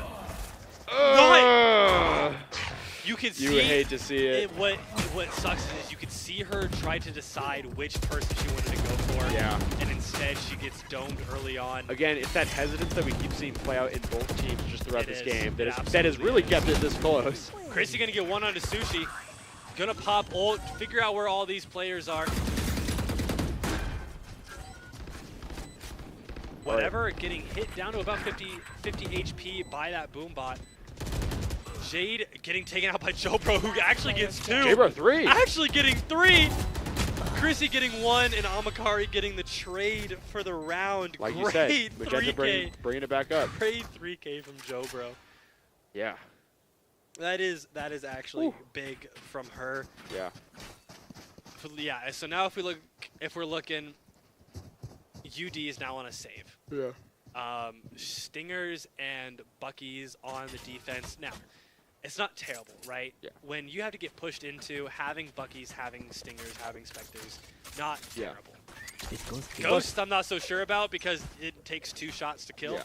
And I mean, UD Sphinx doesn't mind having to save for a round or 2, dropping maybe this next game, because honestly, it'll, like I said, it'll come back in dividends. It ups the excitement. Well, that too. I was like, it'll come back in dividends in the econ and a round or 2 from now. UD with a terrible read. All 5 players are on B, and Mizzou walks into a free site. now all they have to do is hold. This is going to be a 5-man push in teleporter. This is kind of what we were loving to see. And now they are just absolutely running it down long. Into showers. They saw one. Now they just have to read where these players are. They have to make a full Can push, they hit really. these trades? Sushi getting one. So Azri far, getting no. one. Kaywin getting one. Sushi getting another. Kaywin getting another with the Ghost. What am I talking about? The Ghost is the best gun in the game. Yeah, I say trading pretty much every single one of those, but you do not want to trade when you already were like politely fumbling that first initial read and having to pretty much play catch up for the rest of that round. But yeah. I mean, they have to do that, right? Yeah, yeah, exactly. UD has to read in that scenario. They have to hope that Mizzou pushes into them as a 5-man while all 5 players are ready to That's the thing. If that went their way, complete swing, that could UD Sphinx could bury them for the game. A winnable game, yeah. Yeah. But instead, it goes the wrong way. Yeah. Caitlyn, you're going to hear the "you want to play, let's play" pop. Or Yeah. they are so dead because we're yeah. on the opposite side. Yeah. Zemi not going to get blinded, so they have no read on this garden. Okay, UD Sphinx is probably thinking it's like, hey, it's okay, it's okay, it's okay. Okay, so it's okay if it looks close. They know 2 players are here because Yeah. 2 players shot at the dog, so we are going to see an interesting little... Oh, Chrissy not quite seeing the head of J-Bro there. That is brutal. 3 for 3. All right, again, smoke's going up all over town, making it real hard for either team to really gain the advantage. But the gunfight has begun. Not actually going to spray that down. Azrim almost getting a headshot onto Zimi. Yeah. Oh, they know one is on this flank. So yeah, she's going hunting. Azrim ready for this Sky to walk into her crosshair. Second a dog. Actually a great play from this. Overdrive is such a nice play. Yeah. She's trying to. Ooh, there it is. wall I was bang like from trying Kelp. to wall bang. Jade actually getting a kill. Kaylin coming in with the ult. Wow. Zimi's getting one. And now it's just down to 1v1. Brim has ult. Yep, just might as well send that in now. But it's enough. It's enough. It really is. Wow, they just full push. They said might as well. Might as well. I don't know what just happened. That was a really strong push. I was like, they had the opportunity to just start defusing, but they knew like might as well wipe them out at once. Not only get our econ better, but really just completely shut down their ability to take this back. It all starts with Kelp getting the wall bang. Oh yeah. Kelp getting the wall bang. Jade getting a pick onto Tube, I believe, from CT, and then Caitlyn swinging and quick scoping whoever she decided to swing, and then all that leaves is Brim with an ult. Just sending to Brim, yeah. And it puts it at half. And Kelp's wallbang was a pretty strong bait as well, because she was shooting like in this little, it looked like a little safe area, kind of giving a false sense of security before just pivot bang. And I was like, is she just trying to? Because like you said, she sent out the dog first to try and say, hey, make my presence known. Caitlyn try getting and an early get you to pick swing onto around. their flashes. That is going to be brutal. All they have left are Reyna flashes, which are arguably the worst in the game. Closing in here, only Kelp 2 gonna games try away and from swing fast. this. From Oh, match point. actually, both players having the same idea. Sushi Yeah. just having a little bit of the better aim there. And Pretty now- strong trade nonetheless. Pretty strong trade. Now UD, I hope Zimi reads this correctly. They're doing a 2-2 split, which is perfect. Okay, they know at least one player's here, and when you see the smokes, you normally have all players. They are gonna push in. Does Chrissy swing out? She does not swing out. Sushi gonna get one. I cannot believe Chrissy did not swing out for that spray there. That is unfortunate. Now it is a 4v3. I'm also surprised J-Bro just wasn't spraying through that smoke. Yeah. I mean, you really need to take a pick or two there. We've got nice. Amakari. Kaywin picking one up on Kaywin Amakari. Yeah. actually does get a pick. Super Sushi with the spray, not quite hitting. Oh, does not know that nice. Jade is on the flank. Really now strong. Now it's from a 4v3 to a 2v3. Now it's a 1v3. All Raze right. with the ult. Is she going to opt in to push it? No, they got to start getting to the She defuse. You can hear that timer ticking. That is a great ultimate from Jade is who. Not even letting. Don't leave it up to chance. Do not leave it up to chance, and they did not. That is a great ult. Making sure that Azareem does not have the chance to ult onto the bomb and give just enough time for that bomb to And I go mean, off. this is giving Magenta the opportunity to go for some full buys here, but I mean, Sphinx is not left with chump change either. No, Sphinx and just definitely one has more the round money. to match point. Yes, Sphinx has the money to buy. They are looking for a win here. Amakari and Sushi, the only 2 players, actually, sorry, and J-Bro, honestly, their whole team is kind of econ is kind of terrible. Yeah. Just those three, J-Bro and Sushi at 0 creds. They need this win. Like I said, they kind of had to spend everything they had. J-Bro's gonna get caught with his knife out. That is a tough, really that is a unfortunate. tough call. To Cannot walk 1v2 in there. with the knife. And now Magenta looking for a fast push because they have to. Jade is Nice. with a great read, with a great 2 headshots, whatever, getting the trade, but Kelp is there to trade out as well. They know that there's a player on box. That's it. Zimmy getting the 5th kill of the round. Before the and that spike is even down. Before the spike is even down, exactly. Match point. And that puts Sphinx at match point. Not just with for this a game. broke Mizzou. Yeah. Not just for this game, but match point for this set. This For could be this set. Sphinx taking home their first win of this tournament series. This could be this is a big round for Sphinx. Oh, yeah. You know, Mizzou is forcing up as much as they can. J-Bro, Bucky Bucky shield, Spectre shield, Bulldog light. You know what I'm Vandal surprised we shield. aren't seeing from either team right now? A timeout. I was like, because the thing is, I was like, Magenta has to really pull together everything they have, because again, while Sphinx can afford that buffer of a few more rounds, they are not leaving it up to chance. Oh, that is a great read from Ozareve instead of going for the kill on trade, U-Haul. though. And Kelp with the trade. I don't even sure where. Oh, Yeah. Kelp had pushed into showers. Yeah. And Kelp and Zimmy pushing into showers. They now have the read that 1 player is there, but they do not have the read that 2 players are there, nor that Caitlyn is sitting in heaven. Yeah, with an someone might bite off more than they can chew. Caitlyn just barely Caitlyn, with you it, gotta but hit knows those. that there is a player in that cubby. Knows that there is a player in main. Zimmy getting 1, They've got- Sushi getting the trade. They've got sight on pretty much all 3. This Well, bomb not is sight, down. but they got a pretty good read. The only ultimate available is Yeah, that just is spray. 1 kill down. They've got to look for this Reyna. That is a great, No! not a great, Oh! not. Wow! Sushi getting the 4K to keep him alive. Shut Sushi down. Needed this. Needed that. Absolutely. It's actually really smart from Mizzou. You know, Sushi couldn't buy there at the beginning, but I believe it was whatever that could buy, and actually decided to drop the Vandal for Sushi. I and feel like Sushi just going on a tear. I feel like it might have been pretty strong for Sphinx to just pull back. Once it was the 1v1, just like pull back, start the defuse, debate. Because you know, like, the power is in your hands right now, Sphinx. You have match point. The hardest thing about this, though, is Mizzou is now forced to buy up every single round until they either win or lose. Yeah, I was saying until this game is done. And what's tough with that is you're never buying full kits, right? Yeah, You're this is always Sphinx. down something. Sphinx has Caitlyn getting 1. Sphinx essentially just has a 3-game buffer to save as much as they want. Chrissy, that is a great swing. I'm glad she finally swung it this time. Chrissy getting wow. another. Magenta, Caitlyn getting another. And that is Brim is game. down. Flawless game to finish off that set for Sphinx with a clean, respectable 2-0. And that's it. That is it for match 1 of the 2024 second annual Purple Rain Series. Yeah. Against the University of Delaware and the University of Missouri. Yeah, our first ever women's only Valorant League, powered by Rockstar, and honestly, putting on a good show from UD I couldn't have asked for a better first match. Absolutely a better first match. That first game and 11-13 first game with an amazing comeback from UD Sphinx. And then a 7-5 half for them.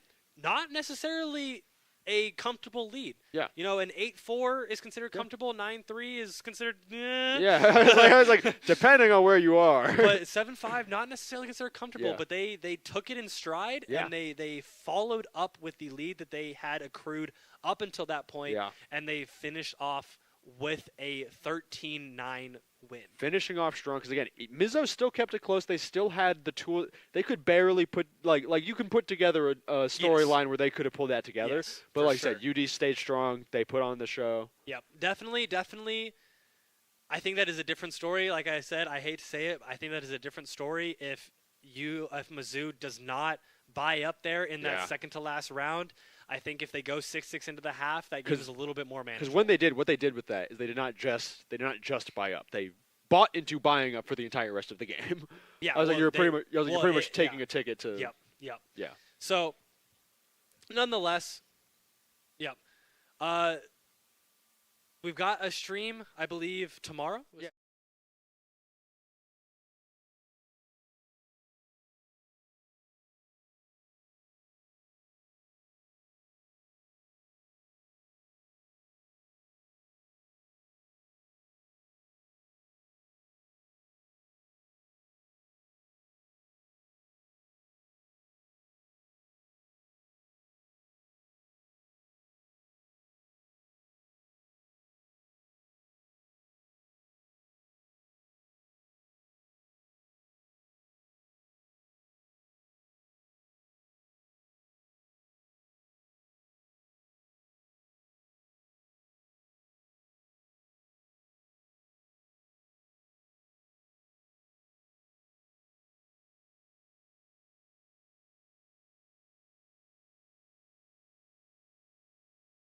And, well, essentially just a big project we're putting on is trying to get our streams up so that we can be streaming almost every day, just pretty much always having some run back for you lovely folks at home to watch us here at GCU Esports. You may be seeing an Evan Kettler 24-hour stream we at some point. We might not have been joking. But I mean, hey, the more Evan Kettler content, the better. Hey, content with a K. Thank you.